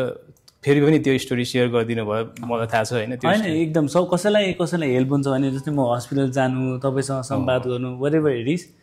मलाई time दिनलाई नो प्रब्लम एट अल हैन तपाईले अभियसली फिटनेससँग रिलेटेड कोर्स स्टार्ट गर्दै हुनुहुन्छ गरिराख्नु भएको छ त्यसमा पनि मेडिकल सम्बन्धी if you need any my help हैन I am ready any time always think तपाईं कति बिजी हुनुहुन्छ हैन लाग्छ मैले भने त if you ask me you will be my first priority that is for sure के किनकि I know what you are doing के अनि if मेरो एउटा knowledge sharing I don't know I cannot talk about like bodybuilding but I can definitely talk about molecular mechanisms or something like that may be some beneficial to that हामी सिकाउँछौं exercise फिजियोलोजीको बारेमा कुरा गर्छौं त्यसमा म पढाउँछौं तर exercise related त्यसमा हामी plan गर्न सकौँला न्युरल एस्पेक्टहरु पनि पढाउँछ न्युरल एडाप्टेसन त्यसमा मेबी न्युरोप्लास्टिसिटीको कुराहरु आउन सक्छ रिकभरीको फेजमा सबै कुराहरु जोडिराछौं बिस्तारै डट्सहरु जोड्दै छौं हैन सकेसम्म हाम्रो नेटवर्क मेडिकल प्रोफेसनलहरु वरिपरि बसेर अन्डरमै काम गर्नुपर्छ उहाँहरुकै सुपरभिजनमा काम गर्नुपर्छ हामी त्यो कल्चर बिस्तारै एस्टाब्लिश गर्दै छौं पहिला अब भनौं न हामी पाक्यु क्वेशनहरु फिजिकल एक्टिभिटी रेडनेस क्वेशनहरु लिँदै थियौं नेपालमा फर्स्ट एड CPR भएको ट्रेनर्सहरू हुँदै हुँदैन थिए हो नि अहिले त्यो चलन चलाएको छ किनभने हामीले लिएको इनिसिएटिभ पहिला एउटा पार्क थिएन अहिले 500 भन्दा बढी पार्क छ भनेदेखि पहिला अहिले एउटा ट्रेनर कतिको थिएन भनेदेखि हामीले अहिले प्रोफेसनल ट्रेनर्सहरू जो गएर मेडिकल प्रोफेसनलसँग अलाइन्ड भएर काम गर्ने म्यान पावरहरू हामी निकाल्नलाई हामी हाम्रो इन्भेस्टमेन्ट्सहरू इन्जेक्ट गरिरहेको छौँ so and things are falling in place भनेको हामीले काम गर्दै गरेर हामीले कुरा गर्दै गरेर these are things that are happening actually happening होइन त्यो मलाई पनि एउटा सपना तपाईँले पोडकास्ट गरेर जस्तै सपना चाहिँ मलाई फिटनेस क्लिनिक सञ्चालन गर्नु छ कि ओके जसरी मान्छेहरूले हस्पिटल गएर ट्रिटमेन्ट गर्छन् मलाई चाहिँ एक्सर्साइजलाई मेडिकेसन बनाएर एक्सर्साइज प्रिस्क्राइब गरेर मान्छेलाई हिल गर्न मन छ अनि बेस्ट अफ लक किन तपाईँले जति गर्नुभएको छ नि अहिले मलाई लाग्छ यो पेस अगाडि बढ्ने हो भने केही वर्षमै तपाईँको लाइक प्लान एन्ड ड्रिम्स चाहिँ सक्सेस हुन्छ होपफुली अब त्यो चाँडै हुन्छ हामी प्रयत्न गर्दैछौँ एउटा दुईवटा अब हामी इन्टरनेसनल कम्पिटिसनहरू पनि गराउँछौँ त्यहाँबाट आएको नेटवर्कहरूलाई सकेसम्म युटिलाइज गरेर यो समाजमा भनेको एउटा ठुलो I think fitness clinic could be an inspiration for all the world all the countries in the world प्रायः जस्तो अरू कन्ट्रिजहरूमा नभएको कन्सेप्ट हो कि यो चाहिँ एक्सर्साइजलाई नै भनेको एउटा एक्सर्साइज नै गर्ने खालको क्लिनिक एक्सर्साइज नै सिकाउने खालको क्लिनिक प्रिभेन्टिभ मेजर्समा हामीले ठुलो रोल खेल्न सक्छौँ जस्तो लाग्छ त्यो भनेको त एउटा एक्जाम्पल नै होस् देशको लागि होइन even for people from other places के for them also it is an example हुँदैछ त्यो पनि काम गर्दैछौँ होइन एक्सर्साइजलाई रिडिफाइन त नभनौँ तर मान्छेले जिम मात्रै भन्छन् त्यसलाई फङ्सनल फिटनेसको रूपमा प्रिस्क्राइब गर्ने मान्छेहरू घरै बसेर इफेक्टिभ एक्सर्साइजहरू गर्न मिल्ने त्यस्तो खालको प्लानहरू बनाइरहेछौँ अब त्यही अब हामी थोरै छौँ टिम अहिले फन्डिङ तपाईँलाई जस्तै रिसर्चमा फन्डिङ आउँदैन नेपालबाट आउँदैन हामीले पनि आफैले कमाएको पैसालाई इन्जेक्ट गरेर यो कुराहरू R&D गरिरहेको हो इभन रिसर्चमा हेर्नु न हामी वी वर्क सो हार्ड है एउटा LMIC को कन्ट्रीको रिसर्चर भएर like I have publish like many राम्रो जर्नल्स म के टपिकहरूमा गरेको छु कामहरू तर it's very hard for us to get funding कि अनि हामी रिसोर्सेस लिमिटेड भएको ठाउँमा बसेर पनि we are trying to do something better भन्ने जस्तो हो तर त्यस्तो कुरा चाहिँ हामीले एप्रिसिएट गर्नुपर्छ रिसोर्सेस कम हुँदै पनि स्वार्थ नराखिकन हामीले कन्ट्रीको एउटा कल्चर चेन्ज गर्न खोजिरहेछौँ आई थिङ्क सबै हामीले होइन मैले अरूले गरेको कसैले देखेँ भने पनि एप्रिसिएट गर्नुपर्छ त्यो हामीले गरेको छौँ सधैँ होइन फेरि तपाईँको प्रोजेक्टको लागि पनि like we can work on any part कि किनकि तपाईँको गोल र हाम्रो गोल मेडिकलको र मान्छेलाई फिट हेल्दी बनाऊ भन्ने हो त्यो ट्रिटमेन्ट वाइज पनि हुनसक्छ प्रिभेन्टिभ वाइज पनि हुनसक्छ होइन त्यसमा गर्न सकिन्छ